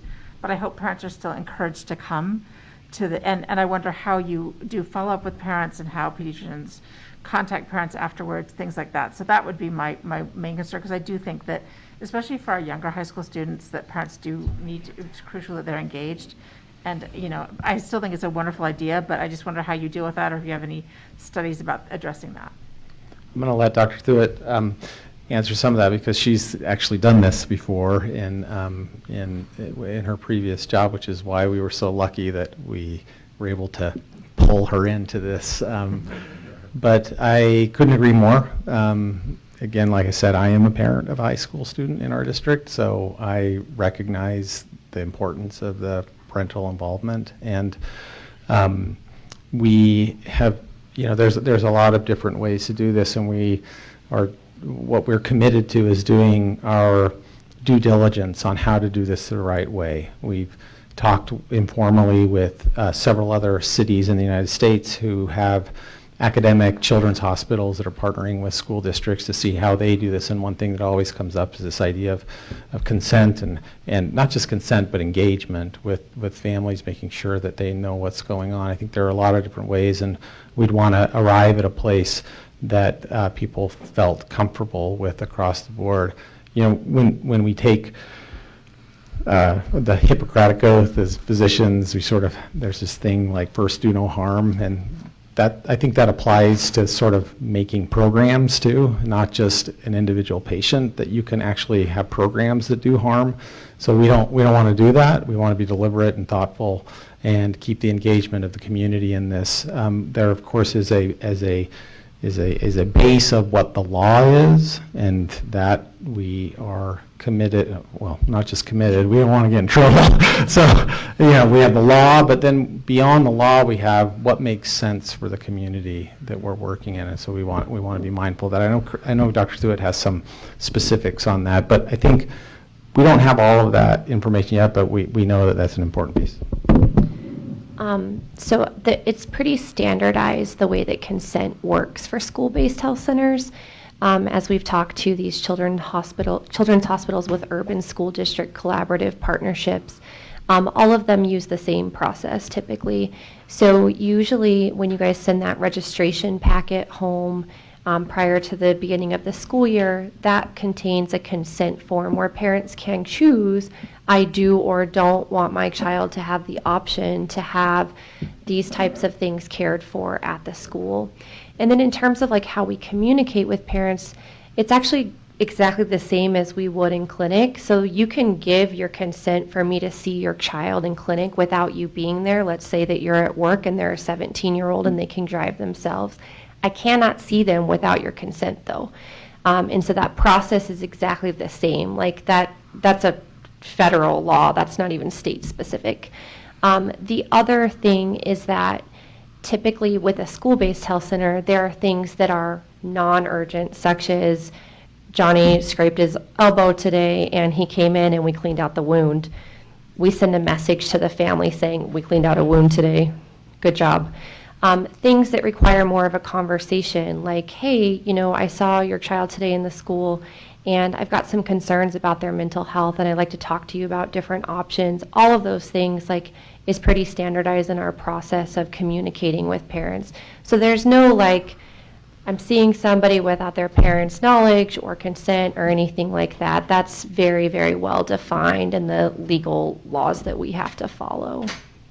And then just a quick question, follow-up question. So after our students turn 18, which many of them do as juniors and some as juniors, but most as seniors, then would you continue to see them? Yes, we say that we see students until the age of 18, but actually I would say that it's pretty standard for pediatricians to see students until they graduate high school. So if that's a 19 or a 20-year-old, same. We still have 20-somethings coming into our I think that's hospital because it's a nicer place. Actually, we have a slushy machine and stickers. I think it's nice for you to see them for a while. I think they're comfortable. They're comfortable. Yeah, with I think so too. It's a more pleasant experience. Yeah. Thank you so much. You're welcome. Christy? Thank you so much for being here tonight. So you've had a lot of accolades, so I'm just going to ask a couple of hard questions. So I think that, I had a constituents call me this. I have a couple of constituents that really watch our agenda, and I had a couple of them call me this past weekend, and I shared my concerns with President Ford, and I noticed that you took off the needs, the health needs, the reproductive health needs, that was listed on there this weekend, but now you've had it taken off. And so I think that we need to be careful about what kind of needs we're offering, and that parents in our community understand exactly what the needs are in the school and what services would be provided. I'm glad you brought that up. The reason that we took it off of the slide is that I think exactly what you were saying. It implies something that is not what it is meant to mean. So at a school-based health center, we would practice the exact same way that we would at our clinic, no matter where you see us in the valley. So if we were seeing, for example, a menstruating teenager who's having difficulty with menstruating, like those are the types of things that we're talking about there. Our state has very specific laws in terms of things that I'm sure have been brought up, such as birth control, transgender, all of those things. Those are not options that can be discussed or treated without a parent's consent. So I'm sure that the constituents seeing that specific statement, which is why I said please take this off because people are going to think something very different than what we mean. We're specifically talking about the same things that we see kids in clinic, these same exact kids in clinic for, right? So no, we cannot prescribe birth control in the state of Utah without a parent's consent. There's a specific minor confidentiality agreement that the University of Utah offers parents for minors, where parents can choose if they want their child to be able to have minor confidential conversations with their provider, but within the state of Utah that still requires a parental and student or child, agreement to happen. So yes, that none of those things that I'm sure they're worried about are an option. Well, I think that it just goes to the point of making sure that what we say and what we put out there is really clear. Yeah. I think I've always been a huge proponent of our CLCs. You know, I've been on the board for a long time and have always thought that, you know, they serve a purpose. For me personally, I think the standalone is where I'm more comfortable being within the school. It would take a lot, you know, for me to understand. I would want to know about the liability issues, you know, what the MOU would look like, you know, working with Ms. Kendall, who is our, you know, legal counsel. So those sorts of things I think need to come back. And then I would say that I would rather us have the conversation here in open meeting than in separate, you know, separate groups, because I think this is an important thing, you know, for us to be talking about, you know, where you're looking at actually putting a health clinic either on a campus of a high school or within the high school. And so I think that we need to be really clear about what that looks like with privacy issues, because I'm trying to imagine where that would even go over at Highland, you know, and trying to imagine if it were inside. Does that make sense? I mean, as you've talked about the buildings, is that something that, or is the conversation not even there yet? It's not there, but you can help us get there. Well, you know, because you know, I mean, that's the thing is that it's going to cost some money, right? You know, whether it's a standalone or it's in the school, because there would have to be some sort of renovation that was done. Yeah, that conversation has not taken place yet, and I think that's one thing that we didn't want to go down that road yet, and we want to take our time, bring the, you know, some of this conversation still, and then come back to have further. Yeah, I want to make sure everybody has Jared. Can I just, am I done? No, you've got time. Okay, sorry. So what, did you want Jared to say something? Sorry. Oh, Jared wanted Jared to say something, but go ahead. No, Sorry, no, I just had a comment. Well, you go ahead and then I will. Go ahead. One thing that was in the slide, the presentation, and Jeremy and Pam have both expressed this, and all three of us in kind of an exhausted state of high school in May with 9,000 things going on every day. Sustainability. Our view of sustainability right now is there's no way if this was put on us to actually manage, right? And we're not probably in a great state to be talking about that, meaning the three of us at that point, but that's one thing, one of the many questions we'd have to resolve, not as something we couldn't resolve and overcome, but that then the question is like where, when, how, all that stuff, and James has been like, don't go there yet, right? Like just this has to happen first, just for that same thing, so that the conversation is out in the open, and that we get there first. So I think we're in the same place. Board Member Sweat about that. I think I can say that for Jeremy and for Pam and the three of us, that we're in the same place. Well, yeah. So you've already answered part of my question, is because that was a concern of what does that look like, you know, for the principals, you know, in the school, and how is that interaction. So for me personally, as I look at this board, President Ford, is that I think that the conversation has to keep coming back to the board. You know, that there's too many steps about liabilities, what the MOU would look like, you know, what the schools would look like. Not that I don't think it's a great idea, because I do think that a healthy child is definitely what we want. But it's, you know, I have a lot of constituents that are always saying to me, gone are the days that a school teaches just an education. We're no longer just an institution for education. And I just want to make sure that we have all of our I's dotted and our T's crossed as we go forward with this. I just want to add to Christy Sweat's comments. One thing that we have done with the CLCs, the principals we have coordinators at each CLC. MOUs are done carefully, and every 3 years we update them. All of the documentation is well thought out and vetted by our legal and their legal. So it is a process that will have to go. It doesn't bear any additional burden on the principal. They are part of the leadership committee, which the nice part about it is we've already tested this with the community learning centers. This is just an extension of what we're trying to look at. And all of the steps that we've taken in the past, there may be some tweaks that we have to make here and there, but the reality is that the principals they are part of a leadership team that they meet on a monthly basis, but a lot of the work is done by the Intermountain Healthcare Community Health Centers. They already have their staff there. They've already done all the paperwork. But anyway, I just wanted to share that with you. And I think that point is important, what you've said. It just depends on if it's a standalone or Yes. if it's inside the building. Exactly. Yes. Right? Yep. Thank you, Board Member Sweat. I want to give Jenny, if you have questions or comments. No.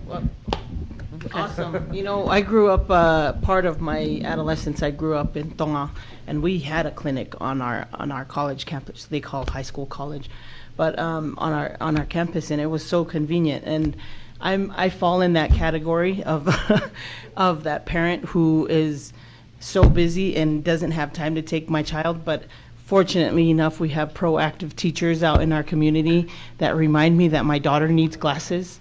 Yeah, so I am so grateful for this, and I am, Yapius, I feel like you're trying to get part of the board to be part of this committee, to push this forward, and I'd like to be part of. I mean, no, I don't like to be part of it, but I want to support it. Okay. I would love to support it. Whatever you need for me to, I think it's an awesome idea, especially for the kids in our community, because we do fall in that category where, half of our community doesn't go annual checks for 4 or 5 years, and so I love it. Thanks, Jenny. Yeah. All right, Nate. Yeah, I just, would echo all the sentiments from my colleagues here. Dotting of I's, crossing of T's. Obviously, there's a need from so many different realms of a student's health as that correlates to their academic success. So I would love to continue the conversation and would support that moving forward. Thank you, Nate. Catherine, you had another question? I had a couple follow-ups from what Christy said. I really appreciate those points. Christy, thank you. They're very important. And I would say that we're counting on James to raise up the big money for standalone clinics. That's what we're counting on. So thank you, James, in advance. You know what? I will never quit for our students. Yeah, thank you. Thank you. You've done I'll be there. You've done it before, and Yeah. we just expect you to do it this time too. And I do think standalones would be really ideal for this situation. And then we could offer those reproductive health services to students who have permissions. Is that correct? So students could get full because I think there are many parents who would be fine with that and would actually, would appreciate that. So. As long as it's still within the same scope of exactly what we would do within our clinic. So we would just be practicing within the state laws and medical Sure, of course. But yes, I have parents who come in and want to have a conversation about birth control with their child. We can do those things. Great. Great. Thank you. Thank you, Catherine. Superintendent, you had a comment? Yes, just to Board Member Sweat's point, we did not want to get too far out in our exploration without bringing this forward to the board, and it would be appreciated if we are able to come back and give regular updates and get direction from the board, but following the board's expectation, we just felt that we had gotten far enough in our exploration that we needed to put things on pause and bring this before the board. Thank you, Superintendent. I haven't taken an opportunity to share how I feel about this, and I definitely see a need, but I also have a lot of concerns. And I think that there needs to be very much an engaged community of parents, especially parents, and at the school level. I don't want to add a burden to our school administrators. I want to make sure we're protecting the privacy of our students while giving them the care that they need. I see the need. I do see the need. And so I'm supportive of this conversation continuing to happen and to be increasingly inclusive of more community members as we kind of approach different concerns and problems. I'm really happy to hear that you've been involved with this in other places, because that gives me a level of comfort with it as well. I also want to make sure that we are leveraging all of the services we already have MOUs for. Sometimes we get really excited about adding new things, and as James has commented, we have partnerships with mental health facilities. We have the CLCs that provide dental. We have health clinics, and they're typically for younger children. They're at sites closer to elementary schools or middle schools. And so I do see this need, but I just want to make sure we aren't overlapping things, doing twice what we could do once, and provide well for our students that way. I think it's been alluded to, just the locations of these. I think having them close to the high school campuses is important. But if you've been following our board conversation, we're talking about potentially rebuilding a couple of our high schools. And so the timing of this needs to be carefully considered too, as we think about those building costs and abilities and things like that. We certainly wouldn't want to put a lot of effort and energy into a clinic and then start over with a new high school campus.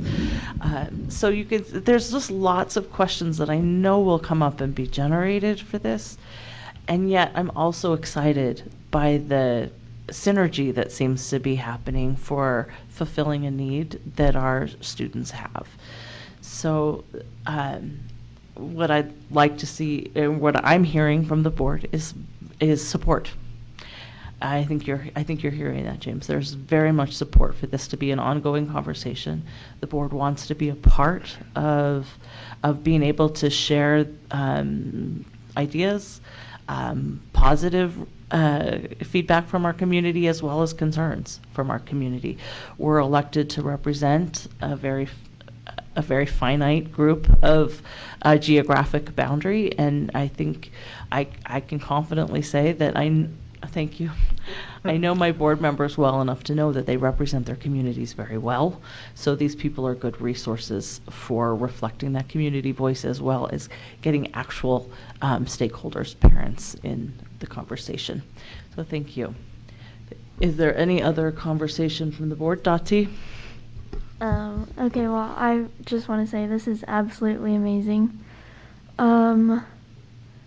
Okay, so I will just be very personal for a minute to kind of show really where I think that this can really play a role in students' lives. So one of our classmates earlier this year completed suicide.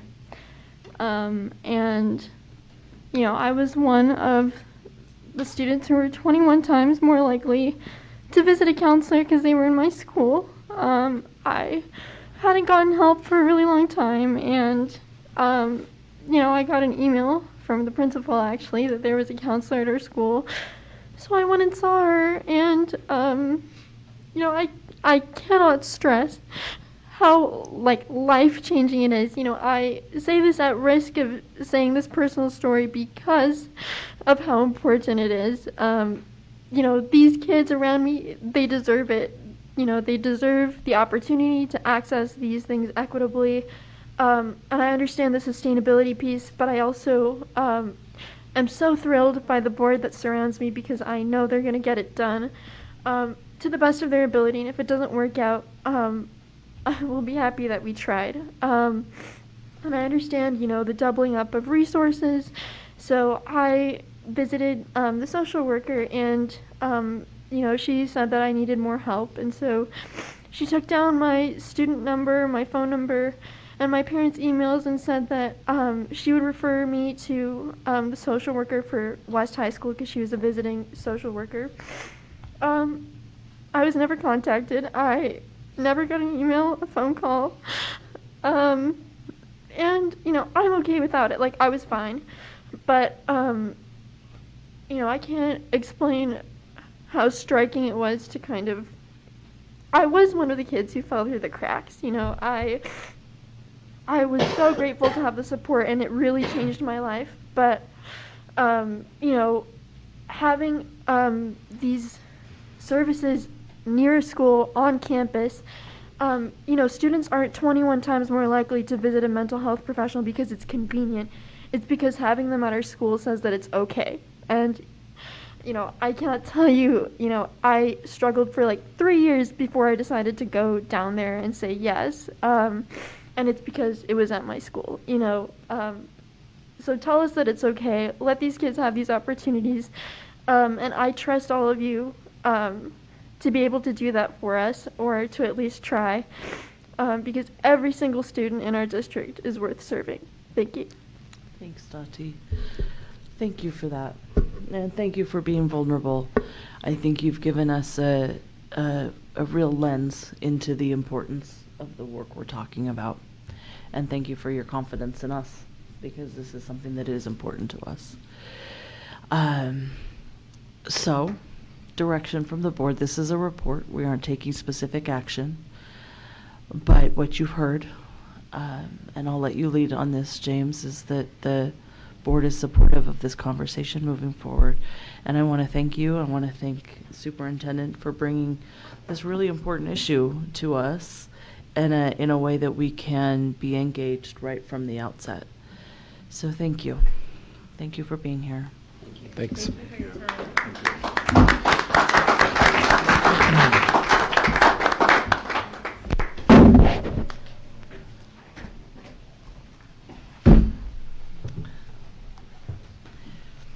All right, that was a good and important conversation. Thank you to everybody for participating in that. We'll move now to the discussion agenda. We have 3 items on the discussion agenda that we need board direction on. The first item is something that was brought to the board's attention last board meeting, and that's the ELP plan. And Dr. Hall, I'll invite you to the table. Oh, and Dr. Parsons as well. Thank you for being here. It was awesome to meet you last meeting, and we're happy to have you back this meeting. Thank you. We are glad to be back. Now, Sam told me to check that this was on. Other way. Well, are you sure? Because it was that Yeah, way before. because So let's see if green it, means well, go. you think that. You would think. They did a great job. Oh, There that you does go. work. All right, look at us. I told Sam that the remote was easy. It's the microphone that's hard. So I'd like to thank the last group for turning it on for me. That's a constant struggle. We're very glad to be back. We'll try to move quickly through this. I know that our agenda is long tonight. But last board meeting, we brought to you a new opportunity for us as a magnet program, as we have identified a large number of students. And we appreciate the opportunity to come back because of the timeliness of this issue to be able to address the student and family needs that we have in our district. So just as we think about where we begin and where we are with this, of course, our commitment, and I appreciate Drs. Bundia and Vernice Gutierrez. Sorry, I lost your last name for a second. Oh, she left. Okay, good. Don't tell her. It's been a very long day. And thanks, Board Member Salazar. I appreciate that. But we really do attempt always, and with all parts of our equity framework and within our curriculum program, to provide that equity of access and to make sure that we're really making the needs of our students and our families our very first priority. So thank you for that. Just to remind you where we are with this last spring, this March, we've tested and we've identified, using the full COGAT as a screener, which gave us a much wider identification opportunity, more students that were identified under not new, but our long-term, long-standing ELP magnet identification criteria. One of the reasons that we asked to come back, even though this isn't the right agenda for action on a report, is that we have students that we haven't yet been able to notify and place, and we are waiting for direction from the board how you would like us to support these families and students and what we might be able to do with that. So again, thank you. I'm going to have Dr. Parsons go through again where we are with. Sorry, I took that away from you too quickly. Just to remind you of the numbers, we presented this in the last meeting. An adjustment that is new since submitting this presentation to the board. The to-be-assigned kindergartners and first graders have been assigned. That happened this week, and they are going to be notified of their assignment. But based upon when the PowerPoint was due and this presentation, at that point, we had to be accurate with the numbers. Just to remind you of the students that we are speaking of, if you notice in the red circle, we have 55 yet to be assigned rising fourth graders and 15 yet to be assigned rising sixth graders. And then whenever you look at the class sizes of Whittier and Hawthorne, you can see that there is not sufficient space for them to have a placement within our current magnet ELP program. To expand upon those two particular populations, specifically that large bubble of 55 rising fourth graders, this is the locality information of those students, specifically their home schools, their neighborhood elementary schools that they'll be coming from. As you can see, we do have some clusters, but we also do have some outliers within those numbers. To expand upon this a little bit further in a little bit more visual way for those who prefer it this way, this is a geographic map of the Salt Lake City area and where those 55 students live within our geographic area. And so as you can see, we do have some clusters, but we are a little scattered. Hopefully, as part of our equity framework, we'll see a little bit of a more equal distribution. Hopefully through what we present, we could help achieve that. Quick reminder, we did present this in the most previous board meeting. This is our proposal for addressing the over-identification in comparison to the numbers that we have available for placement. This coming school year, we are asking for 1 4th and 1 6th grade MELP class to be added. And then as that age, as that group of students age, we're hoping to shift that to include, not forget about them once they become 5th graders, add in a 5th grade class the next school year. And if this trend does exist of a large identification hump in that rising 4th grade, then we would continue to persist with a 4th, 5th, 6th grade MELP program. Of course, as usual, we would have a gifted endorsement required for those teachers or seeking that certification while they are in their MELP position. One thing that I would like to talk about as we move into this, as we've talked about the localities, focusing in on those particular 55 students, we need to consider the location of the school. And so I just want to remind you of that's why we presented that information and why we're going to be thinking about where we would be putting in that 4th and 6th grade class. Where we would propose is having the initial 4th and 6th grade class at Washington. We have provided a map that has been hand-drawn by Dr. Hall herself with a star at Washington.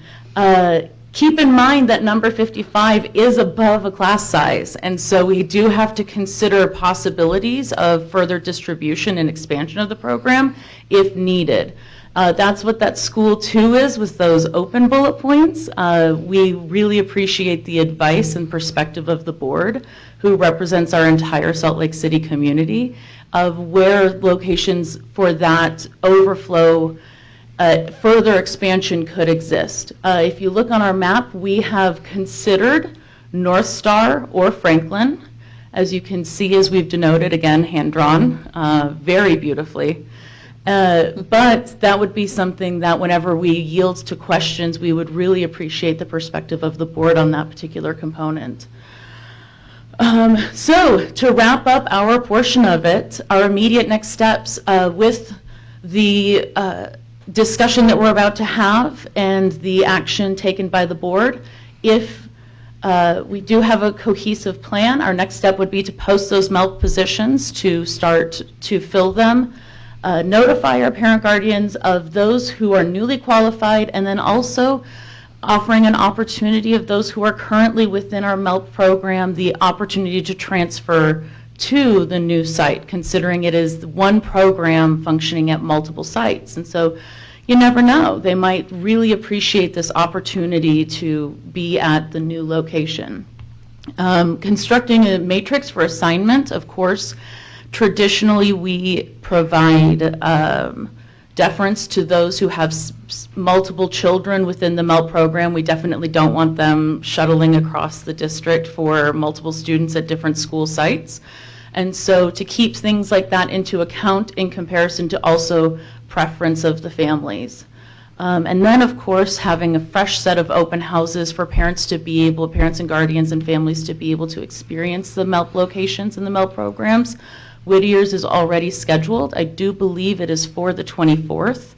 And so I just want to give a little shout out to that. And so then wherever the new locations would be, also setting up open houses for there. I did blaze through this, so if there are questions then where you need me to go back into the presentation, I am very prepared to do that, but at this point, we look forward to hearing what the board has to say and your thoughts and feelings. Thank you, Dr. Parsons. Thank you, Dr. Hall. Questions from the board? Catherine? And thank you for that clarification. I asked Dr. Hall earlier about, but we didn't have a lot of time, about what the site 2 and ... meant. So I appreciate that information.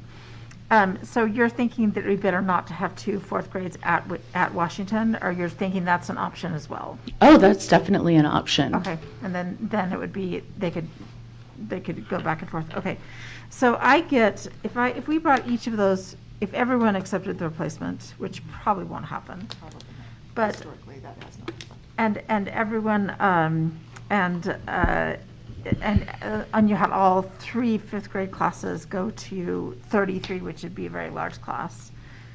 You only still serve 48 students, is what I calculate. So we probably do need an extra classroom, depending on how many accept placement.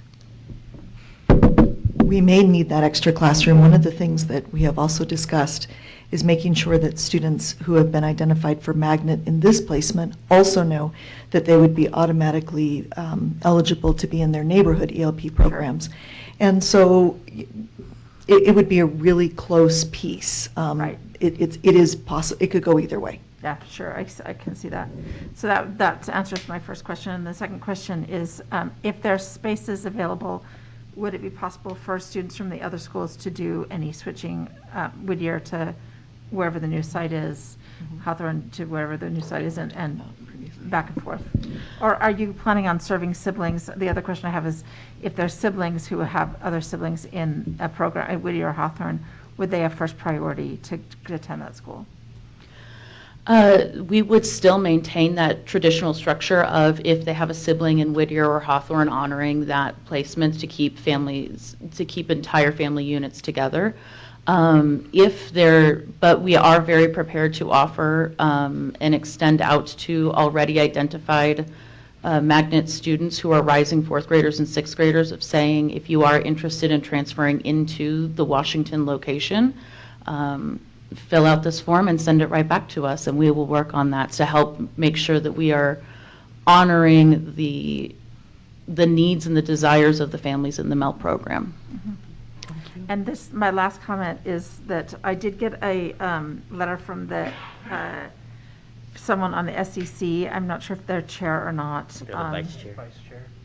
Oh, did they send it to everyone? Okay, good. About supporting the program at Washington and talking about why Washington is such a great location for this program. So I thought that was an interesting thing. I'm glad the board received that. Thank you, Catherine. Other questions from board members? Mohammed? Thank you again. Long time no see. I know. Okay, so I do have some questions. Because today I just went ahead and I sat down near Washington Elementary, and just, the family driving in and out. Yeah, so no one called the police on me, which is good. So we're safe. So, and I was just, and thinking about, you also mentioned a couple other schools. And I would love to know, okay. So there is Washington, and the location is, really close to the Capitol, the avenues, and based on the information provided, it looks like it's serving most of the zip code. The majority of the students are from those areas. Now, we did talk about the importance of like trying to expand further west. I am very happy to see that there is more students in there that are like going to be placed, in this. One thing that I'm really, I think we could do better with like going a bit further west, because when I went there and I walked around, drove around, sat down, and I visualized, the west side, environment, geographic, community, and so it's like a big difference between the two. And I'm just wondering,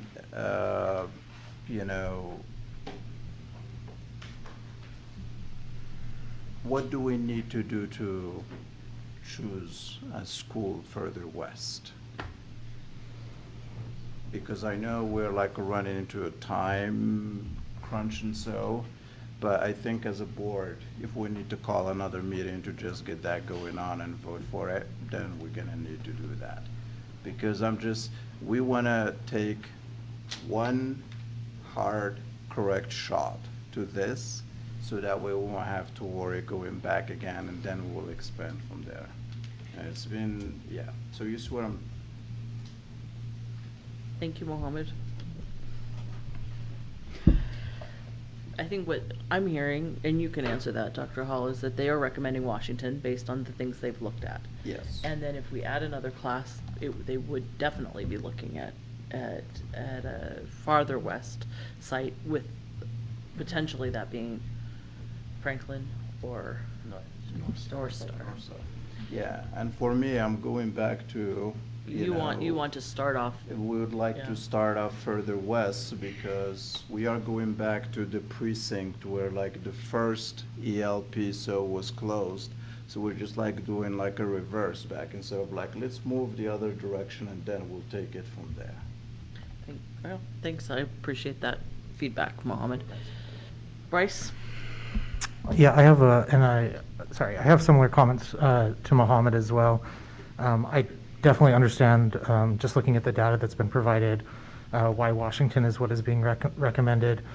Similar to what Mohammed is saying, as I'm talking to my constituents, there is a desire to have a school that's further west. I do understand that Washington is west of State Street, and that might be one thing that people look at, but as I do hear from constituents, they really want something either in precinct 1 or precinct 2. And so just that's something to put on your radar. I'm not saying do one or the other, but that's a lot of what I'm hearing. Thank you for that feedback, Bryce. Any other questions, comments from the board? Dati? I would agree and say the same thing. I understand that when you're looking at these 55 students that, they're from different areas, and that Wasatch would probably be the compromise. But I do think that when we're investing for the future, especially when we've had ELP schools largely concentrated on the east side, we don't need a compromise, because the students who in the future we are looking to target, the families whose students deserve to be part of the ELP program but cannot attend because it's too far away from them, or it's too difficult to drop their sibling off at a different school.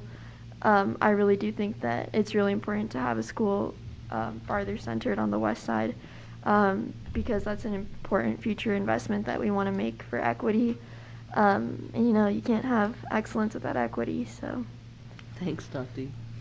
All right. I see Catherine's got wants to make a comment. I just want to make sure everybody has an opportunity to say something. Okay, go ahead, Catherine. I think these are really good points, and I appreciate hearing them. I would like to point out, as someone who lives in the north part of the city and drove to the south part of the city for ELP services for many, many years, that actually there is some equity in this, because the other ELPs are located slightly east of the center of the city, or on the east side, but in the far south quadrant. And this is an opportunity for people in the north part of the city, and it is slightly west. And so you have a little bit of balance there. And I think that it is, if we had schools on the far east side, then we could look at the far west side to have balance. But in this way, there is a balance. We don't often think of the north-south divide of our city, but it is true, as someone who drove that way for a long time, it makes a difference. The other thing is that these are older students, and having them located close to West High, I think will be a real advantage to the students. I mean, it's literally 2 blocks from West High. And so it'll be nice to have that partnership there with West High. As people know, we have our largest magnet is at West High. And so there is also the real possibility of a lot of siblings being at West High or continuing at West High. Thank you for that feedback, Catherine. All right, Nate, go ahead. You probably know what I'm going to say, is that I agree that we need, more engagement with these types of programs on the west side. And I think what we're seeing, to Dr. Kennedy's point, is that just looking at that kind of bubble map, that most of the students, majority of the students are kind of in that area of Washington, and that kind of makes sense. But what I think it also shows, which is where you can probably assume what I'm going to say, is that I think with the COGAT using the full, comprehensive test, exploring other, testing materials that, fit within our parameters or guidelines through the state or through the feds, could help us, with that bubble map, and hopefully increase the size of the bubbles on the west side, so that we can make sure that we can provide those types of opportunities in our west side schools in districts 1 and 2. So I'm kind of in the middle, I guess, on this board right now, that yes, I see the convenience for Washington in this decision, but to my other colleagues like Bryce and Mohammed and Dottie, we need to do a lot to make sure that we're increasing the engagement, that we're bringing the testing materials that increase participation for students of color, students who live on the west side of our city. I just think that's so important, and then hopefully that we can, without a better solution right now, that's kind of where I'm at. But I'm going to continue to encourage our district and our board to look for opportunities so that we can increase student participation on the west side and within students of color. Yeah, thanks, Nate. I'm in support of this proposal. I really appreciate the need to provide that access and make sure that we're always focused on students who have traditionally not been recognized through the identification process. I do think it's important that we and I appreciate that you've done that in looking at where the students are living right now that have been identified. This is an opportunity to look at this particular group of kids and where does this particular group of kids need to go, and what's their best access point. I think Dr. Kennedy's right with the IB program at West and the younger grades IB being implemented at Washington.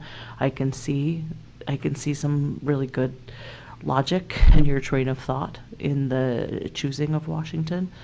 And especially because we are talking about 55 identified kids. We know where they live, these particular kids, and that is not at all to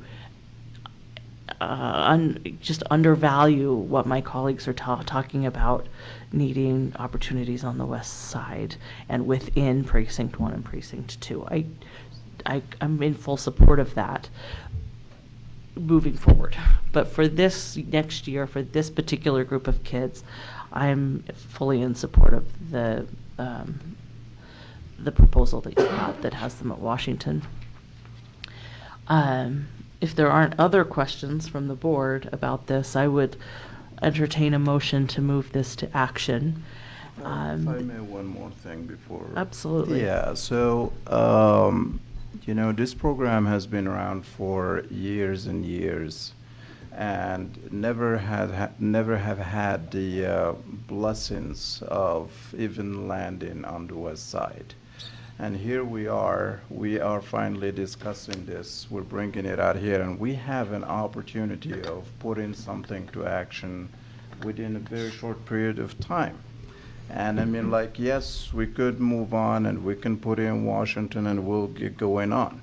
But the reality is between now and next year, we do not know how many students we're going to have again who are available to be in the program, and how many students are going to be having in our district, and list so many things. Right now, we do have a tool in front of us that we could actually take some action, that we could, like, you know, break a new record of, like, finally we're having a program on the west side, and let it happen. I mean, because I was thinking about it. I was like, okay, I could go and vote, yes, it's better than nothing, but it's just deep inside, you know, it pains me. When I look at that bubble and I see the students who are, like, being identified, and then you look at the West and it's, like, literally speaking, invisible. If we do not have something close to the families out there that students can see day on, day out, we are not going to be doing a good service to our students' diversity in that program. Do you see what I'm saying? So I'm really, yeah, I'm speaking as a voice of those who are, like, whose parents are working 16, 18 hours a day, and their kids did not get a chance to know about the program because it's just the reality of what we are dealing with. We're trying to actually, again, emphasize on what we call equity that we talk about all the time. This is our chance. Thank you, Mohammed. Thanks for sharing that impassioned view. I appreciate that. All right. I move, President Ford, Okay. that we move this to action. So I have a motion to move this topic to action from Catherine Kennedy. Do I have a second? I'll second. Okay, seconded by Christy. We'll go ahead and now I'll take vote unless there's discussion. All right, this time we start with precinct 7. Christy Sweat, yes. Melissa Ford, yes. Mohammed, no. Nate Salazar, yes. Catherine Kennedy, yes. Yeah, you. Jenny Sika, yes. Okay. Bryce Williams, yes. All right. So now that, thank you, board members, that this topic is on our action agenda. So the opportunity we have now is for a motion to take action on the conversation that we've just had in the presentation by Dr. Hall and Dr. Parsons. Do I have a motion? Yes, I move that we accept the proposal made by Dr. Parsons and Dr. Hall to begin a new ELP with 2 classes at Washington, starting in the fall of 2022. And they can come back and talk to us about a second placement, if necessary. Okay. So the motion is that we adopt the proposal presented by Dr. Hall and Dr. Parsons with 2 classes at Washington, and that if there's additional need, that you'll come back to us with that. Do I have a second to that motion?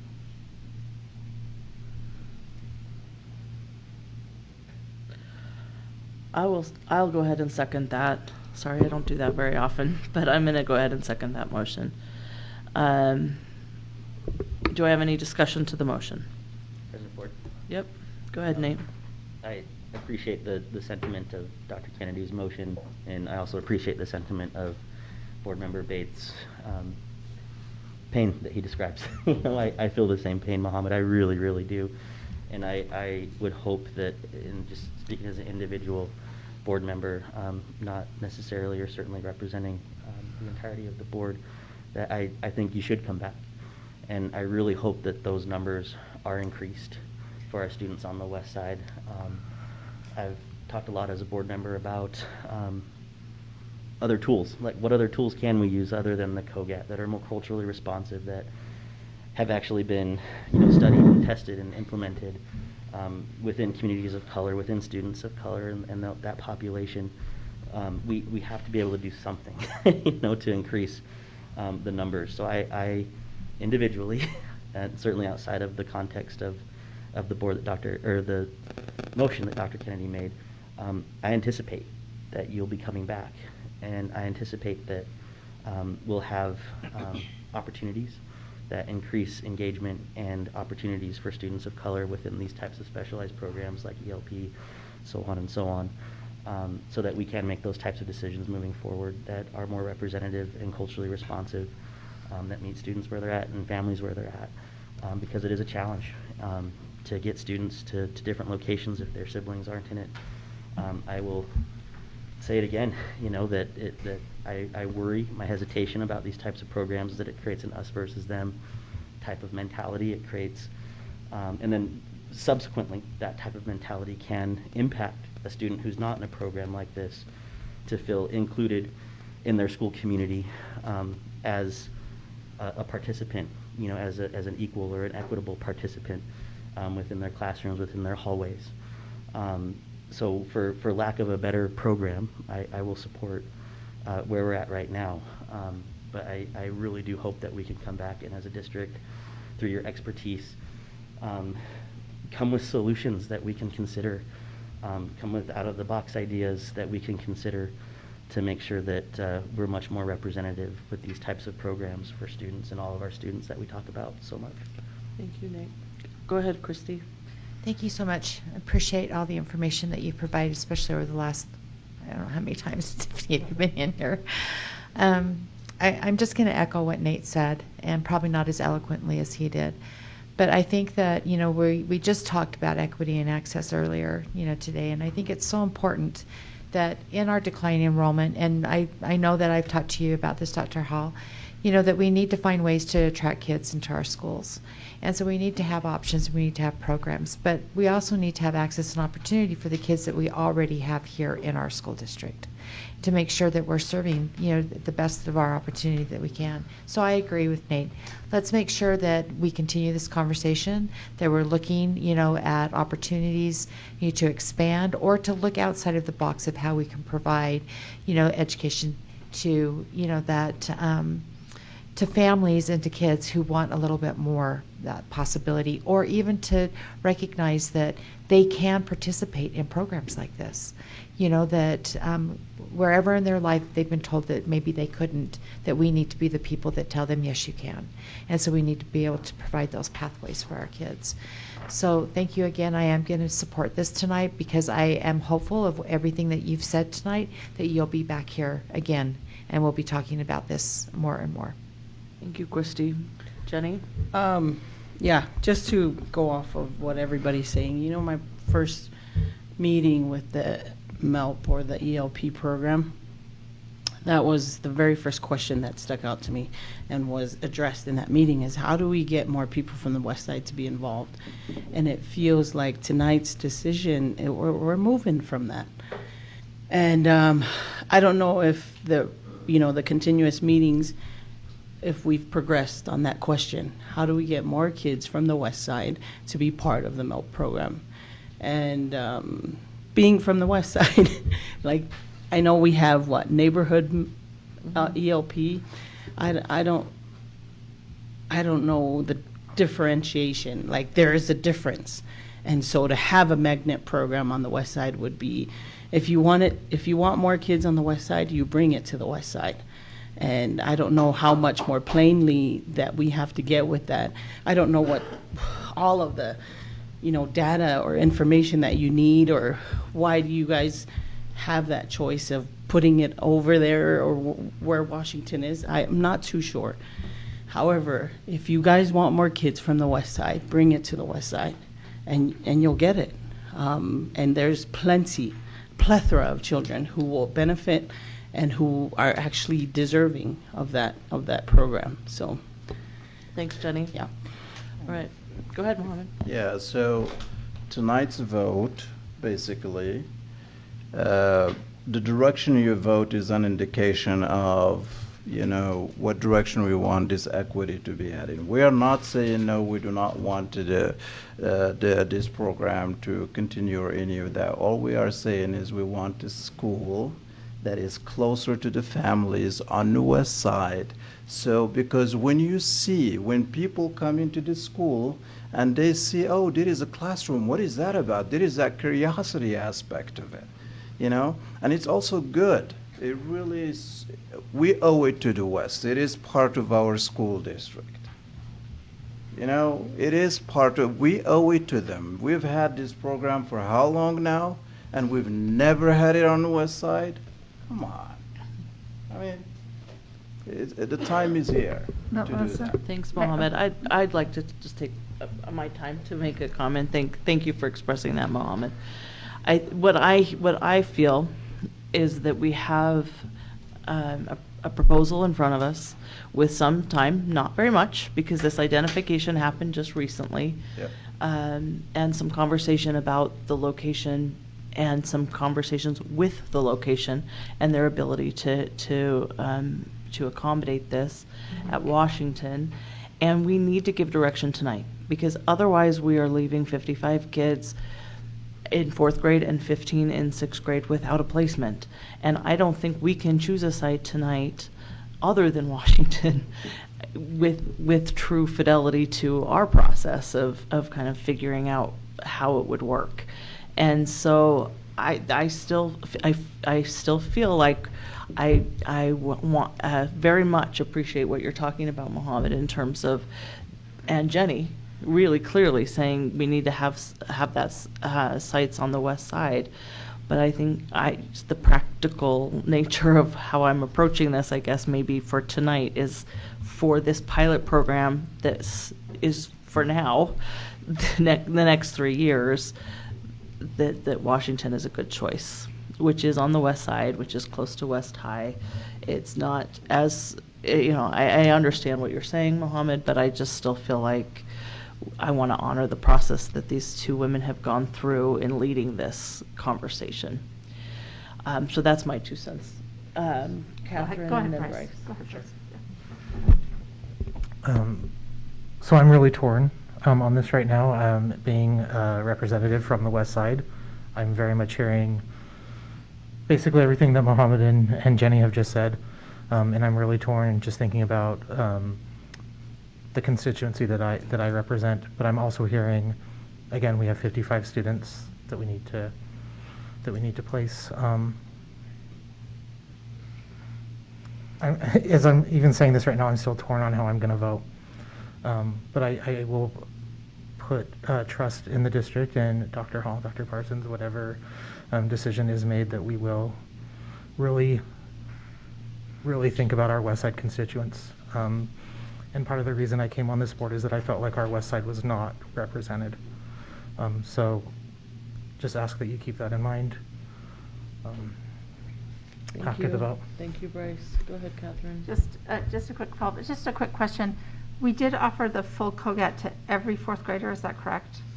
So every 4th grader that qualified? Every 3rd grader. So Every these third are grader. 3rd graders, Right. rising 4th graders, Rising yes. 4th graders, yes. It was given to every rising. So we do have an accurate sense of where the students are located. At least this cohort of students is where they're located, right? And and the COGAT sort of approaches intelligence in lots of different ways. You don't have to be a native English speaker, is that correct, to do well in it? There's always a bias, but is that correct? That is one of the better tests for that? As the evolution of the COGAT has happened, they have taken strides to reduce the bias that you're talking about. As with every standardized assessment, there is a bias involved in it, but the COGAT, along with every other cognitive measure company, has been trying to take steps towards reducing it as much as possible. Yes. Great, okay. It's just for this particular cohort of students, that's what we've gauged, okay. And I just would like to reiterate again that I don't think this gives a statement of any one board member's personal philosophy about equity. I think it's unfair to say that. I do want to say that Washington is on the west side. They understand themselves as a Title I school. They've got a big Title I population. And also that I do think that there's an issue of north-south equity. I mean, the people in the north side of the city have to travel a long way. And this is a way to put a school slightly off the center line on the west side, since the other two are slightly off on the center line on the east side. But to put it one on the north part of the city, which I think is important as someone that lives in the very northern part of the city. It's important to have something there. So thank you. And I think every board member's had an opportunity to weigh in on the motion. So let's go ahead and vote on this motion. What I want to be clear with board members is we need to make a decision tonight. So however this motion goes, and I'm not going to predict that, I will ask for direction in some form or another on this topic. So let's go ahead and vote on this motion, which is that we adopt the proposal that was presented by Dr. Hall and Dr. Parsons to add 2 ELP classrooms at Washington and to bring back to the board additional locations as may become necessary. That motion was made by Catherine and seconded by me. We've had an opportunity to discuss it, and we'll begin voting on the motion with Dr. Kennedy. Catherine Kennedy, yes.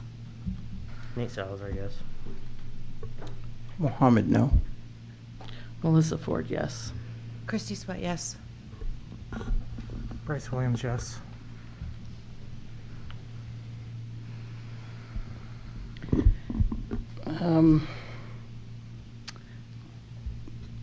Jenny Sika. No. All right, thank you, board members. Dr. Hall, Dr. Parsons, you feel like you have the direction you need to move forward?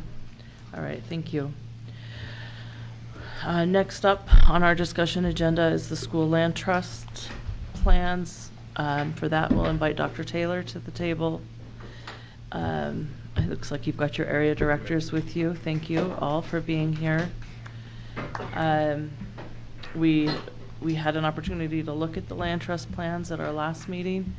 And so we've now had another couple weeks for all of us to look at and review our plans that we were assigned to review. And I want to have this opportunity with all of you here. Thank you to Director Broadway McDaniels, Director Conley, Director Jesslyn, Director Pittum, and Executive Director Lisan Taylor. Thank you for being here. Like I said, we've all had an opportunity to look at this. I'll let Dr. Taylor lead this discussion, but really I am looking for board members for us to approve these plans tonight. We wanted to make sure that the board had an ample opportunity to review the plan, so we granted an extension. We've already reached out through Alan's plentiful touch in working with the state to get an extension, so we were afforded that opportunity, and we're here to address any questions that you might have about the respective plans. And we appreciate the time that you devoted, the effort and the energy that you put in reviewing these plans and the feedback we've received so far. Thank you, Dr. Taylor. I'll remind board members that the deadline for board approval of these plans was 2 days ago. But we do have that extension and we are only 2 days late. So I think it was important to give everybody an opportunity to really familiarize themselves with the plans and make sure that they're in alignment with our goals and with everything that Land Trust stands for. Make sure that they apply there. So questions, comments from board members? Every plan that I read, I was very pleased with and provided feedback on, and I know that my fellow board members did that as well. I'm sure you've seen that. I'd like to highlight what I saw at East High School because I do feel like they did a very good job of being responsive to the community conversation. And as I read their land trust and have attended their SEC meetings, I could see the correlation between the conversation in SEC and what was the goals and the allocation of resources in land trust. And it was really clear to me, and that's something that I have heard reflected in the conversation of the board, who I know very diligently attends their SEC meetings, and it's a good thing for us to see that those land trust plans reflect the community conversation. Do I have comments from board members? Go ahead, Christy. First and foremost, thank you so much for the work that you do in our schools. We appreciate you so much. I know that you're the go-to people always, with our schools, so I appreciate that, and I appreciate how accessible you are to all of us, so thank you for that. For me personally, when I read through, unless something jumps out at me, you're not going to hear from me, because I already know how well these are vetted, through the community, through our school community councils, through each of you, and so the only thing that, I tend to look for is, just those things that I don't know about, and I felt like most of the plans were well written. They're very much in line with the goals, of our districts. I was very pleased to see that the rollovers are being used. That was definitely something that stood out to me. So I felt like Melissa does, that I attend my school community council meetings. I hear about a lot of them, but I also am very appreciative of the opportunity of reading the other school plans of the school community councils that I don't get to go to. So thank you again for the work that you do. Just know that I'm a thumbs up. I think that everything looked really good and there wasn't anything of concern to me. Thanks, Christy. Other comments from board members about those plans?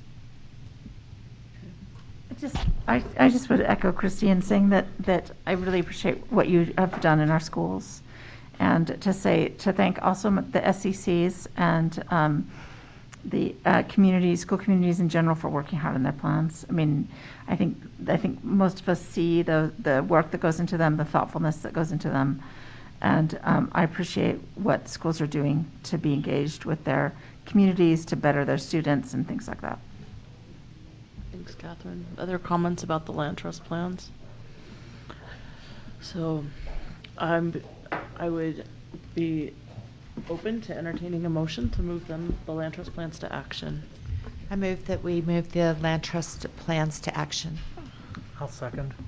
Motion by Christy, seconded by Bryce, that we move the land trust plans to action. Go ahead and vote on that, beginning with Board Member Williams in Precinct 1. Bryce Williams, yes. Jenny Sika, yes. Catherine Kennedy, yes.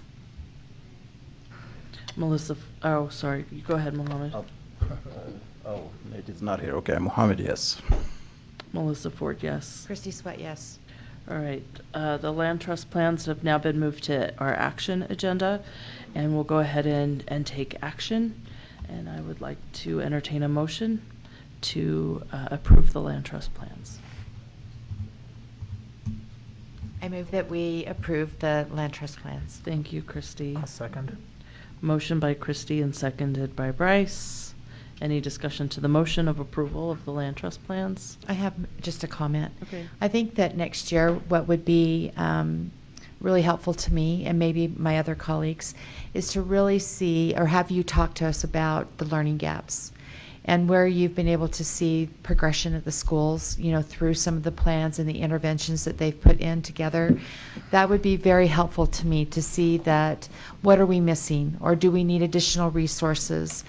I think that this is always, it's right around our budget time, and if we're not hitting the mark where we need to be, then I think it would be helpful for you, for the group of you to tell us about that and let us know, how did it work? Did it not work? What other things do they need, or did they have what they needed? Mm-hmm. Thank you, Board Member Sweat, and I would echo that. I would love to see that, and maybe not necessarily in conjunction only with the land trust plans, but at this time and at the budget time, to have a conversation at the board level with all of you about the school needs, maybe how they're spending their budgets, about their school success plans, kind of all of those pieces, so that we can see where the needs are and how we could maybe better support them at the school level. And I would just say, as we were working through this, adopting our equity language and the lens and framework, I would love to see that lens applied to these plans. And I think as board members, we can apply that lens, but I also think it should happen before it comes to us, so that we can know that that's been part of the conversation in the land trust discussion, as well as the in every way that the schools are making decisions for their students, that lens is applied. But I am in support of approving these plans, and I'm grateful for the work that you've done. Any other comments to the motion? All right, seeing none, we'll go ahead and vote, starting with Precinct 7, Board Member Sweat. Christy Sweat, yes. Melissa Ford, yes. Mohammed, yes. Catherine Kennedy, yes. Now you. Jenny Sika, yes. Bryce Williams, yes. Okay. Those land trust plans are approved, and I'm sure you'll let the state know, Dr. Taylor, and I hope all of you leave here feeling our gratitude and thanks for everything you do. It's a big job to support our schools, and thank you. Thank you so much. Thank you. All right.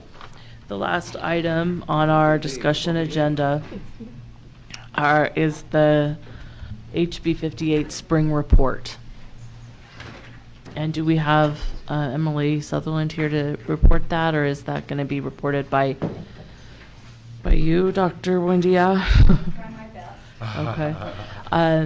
So the reason this is on our agenda is because we need a board approval of the spring plans, and so Emily Sutherland asked, and she put it in the memo to the board, that we have an opportunity to review the plans and approve them.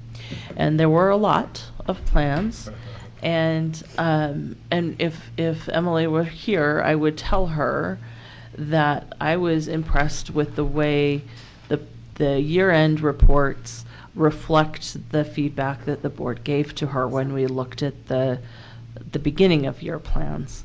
And the font is bigger, they're easier to read, they're a little bit more streamlined in terms of what's in the report, and I think they reflect quite a big amount of work, not only on Emily Sutherland's part, but on each of those behavior specialists in the schools and the SICs and SCCs that approve these plans and work through them.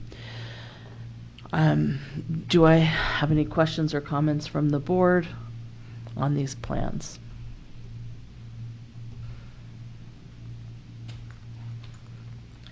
Seeing none, I would be open to entertaining a motion to moving these to action. President Ford, I would like to motion that we move HB 58 spring report to the action agenda. A motion by Nate. Do I have a second? I'll second. Seconded by Christy. Any discussion to moving this to action? Seeing none, we'll start with Dr. Kennedy. Go ahead and vote. Catherine Kennedy, yes. Nate Salazar, yes. Mohammed, yes. Melissa Ford, yes. Christy Sweat, yes. Bryce Williams, yes. Jenny Sika, yes. Right. The HB 58 spring reports are now on action. I would be open to entertaining a motion on the HB 58 spring reports. So moved. Okay, motion by Christy. Do I have a second? Second. Seconded by Catherine. The motion is to approve the HB 58 spring reports. Any discussion to the motion? Okay, seeing none, we'll go ahead and vote, beginning with Precinct 1. Bryce Williams, yes. Jenny Sika, yes. Catherine Kennedy, yes. Nate Salazar, yes. Mohammed, yes. Melissa Ford, yes. Christy Sweat, yes. All right, thank you. So that concludes our discussion. Thank you for coming to the table. Thank you I very much, and appreciate thank you for that. the feedback. Okay. I'll share your accolades with Emily. Please do. Emily, Please do. Yes, Dr. thank Wendy. you. And thank you for standing in for her. We appreciate you being here.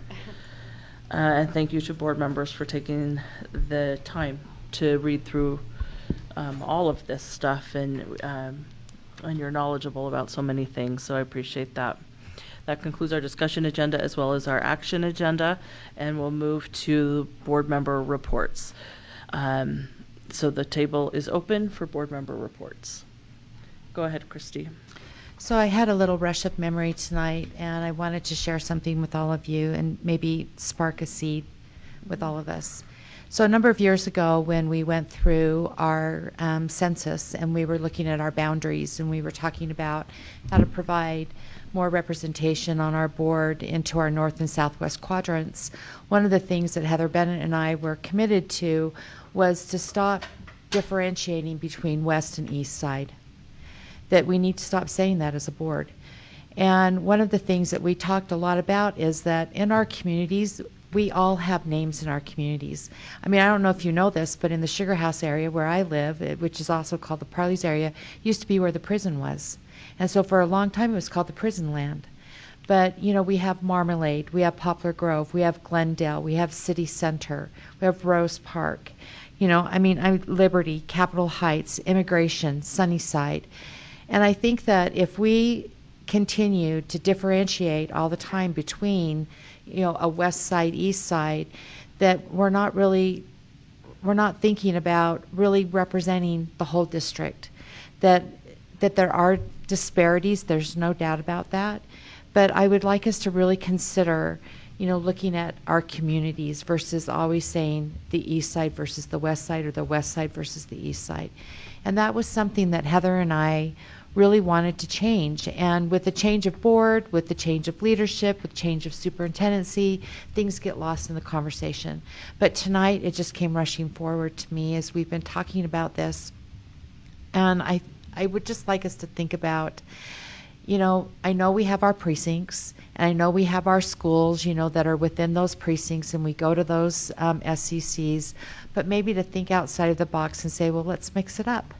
You know, instead of it always being that I only go to the SCCs that are in Precinct 7, you know, that I really share some time with Jenny or I share some time with Mohammed, you know, and that we really are looking at, you know, the what's going on in our neighborhoods, what's going on in schools, so that I say to Jenny, so Jenny, what's happening over in Poplar Grove?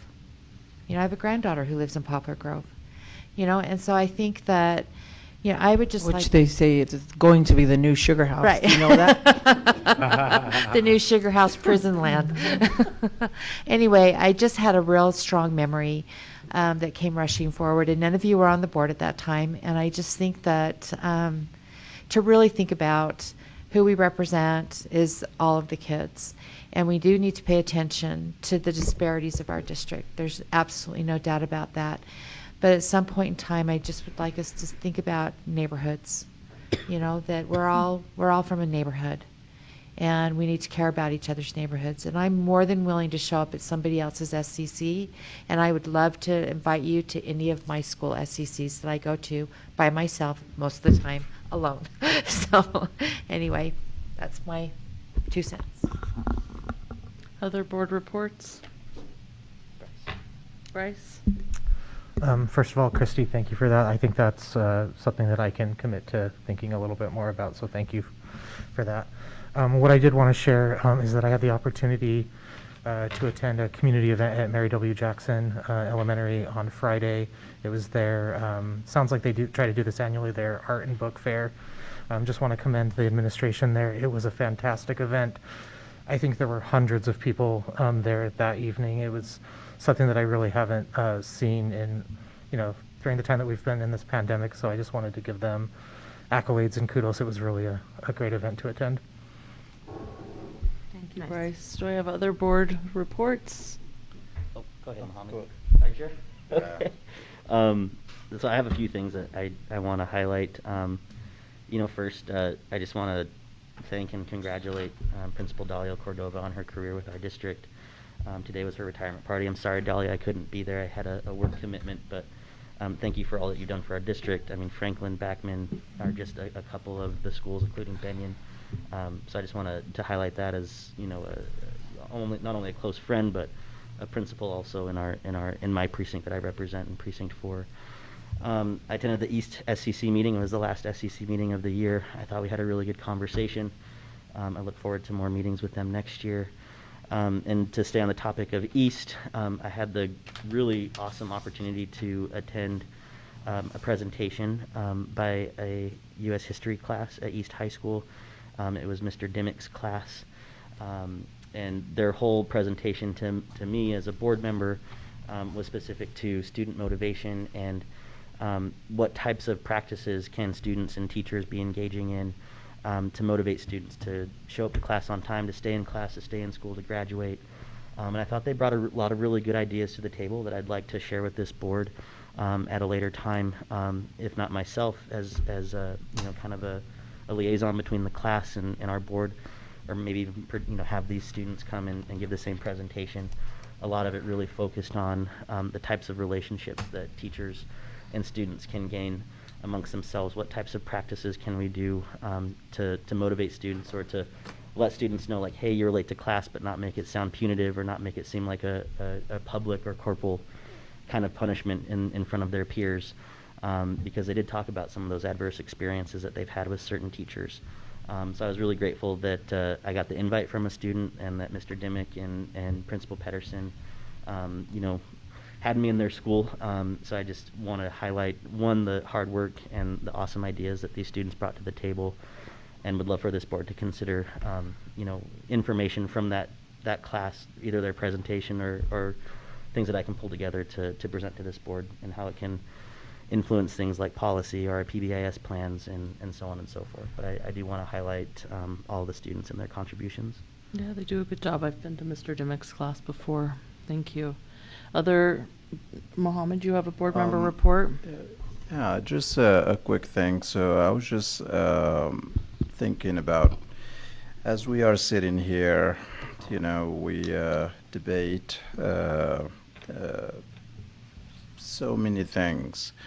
It caught me off guard to think about, as I'm sitting here as well, there are teachers out there who are probably still awake, sitting out there and grading, or losing sleep over like a kid who may be struggling for some reason whatsoever. And I just want to always remember that as we make decisions, as we think about students, let's not also forget about our teachers, because students would not be able to do much if there were no teachers out there. And to all of you teachers out there, just want to say thank you. Thank you, Mohammed. Thanks for expressing that. A couple things from me. I want to thank Jennifer Newell for being here representing the Office of the Mayor. I would like to look for opportunities, maybe for our whole board, to meet with the mayor and certainly with Jennifer. And I would love the board to be thinking about how we might want to include Jennifer and the voice of the city in our conversations as well. So we have her here, and she's here, and we can draw on that resource through through our discussions. And so I hope that the board will take that into account. But I think it might also be interesting for us to look at opportunities for the whole board to meet with the mayor. So let's look at that. And on that note, we do have board leadership, which includes our RDA rep, which is Board Member Sweat, that meets with the City Council, and we'll have one of those meetings scheduled in June or July. And I never want to go into one of those meetings without feedback from the whole board on the kinds of things you'd like us discussing in that meeting with the City Council. And then just lastly, I want to thank you for the time that you've spent in everything we've studied tonight. That it's covered a very wide breadth and depth of information, and so I appreciate the time that you invest in the decisions that we have to make. And I really do appreciate that while we may not always see things exactly the same way, that when we come together, we can make decisions that are in the best interest of kids, and that's how this is supposed to work. It's not easy, but it is a good process. So thank you, board members. And now I'd like to turn the time to the superintendent for the superintendent's report. Thank you, Superintendent. Most definitely. I'd like to thank the board for your support to continue the exploration of the health programs at our high schools. I think they're so needed, but we can only do that with board direction and board support. So thank you for that. I just want to remind everyone that we are all in this together. We're still registering for summer school. We are trying to meet the academic needs of our students who have the greatest need. And so I just want to encourage parents to be sure they register students for summer school. I also want to recognize the hard work of our teachers and leaders in the schools as we're in testing season, the hard work that they are doing to prepare our students, and the hard work that the students are doing to show and demonstrate what they know and are able to do. I just can't tell you how grateful I've been as I'm coming up on a year, the work that is being done in our district and the forward momentum that we have. So I want to thank our cabinet members, thank the board, and thank our communities. And lastly, I'd like to just share with our parents that opportunities to volunteer in our schools, those opportunities are still open, and it brings so much joy to the educators and our children to see our parents in schools. So I encourage everyone to continue to volunteer, and if you haven't, start volunteering. Thank you. Thank you, Superintendent. President Ford. That- I think Jenny might have something. So. Did you want to say? Not important. I could do it. It's always That's all. It is always Go ahead. important. No, I just wanted to share with Dr. Hall. I do not want her to feel I don't want to make my vote seem like you're disregarded with your hard work and all that, because I understand all the hard work. I hope my vote persuades and motivates this committee to push more, try, for what's going on our in our area. Just like Christy said, she's now volunteered, to come to my SEC, and I'm going to put this out there. We have a junior achievement this Friday that I can't make it to at Edison Elementary. And so if you want to be there, Christy, they need somebody from the board to come and attend. And that was supposed to be me, but my rugby team made it to nationals, guys. So we're going to Nebraska, and I won't be there. But yeah, I'd love to see board members in our area so you could see and feel how deserving that they would reap from all of the opportunities that we offer here at the district. Thanks, Jenny. I love your neighborhood, and I love the people you represent. So I think we all hear what you're saying, and thank you for that. We've concluded the agenda items, and so this meeting is adjourned. Yeah. I've never done that before.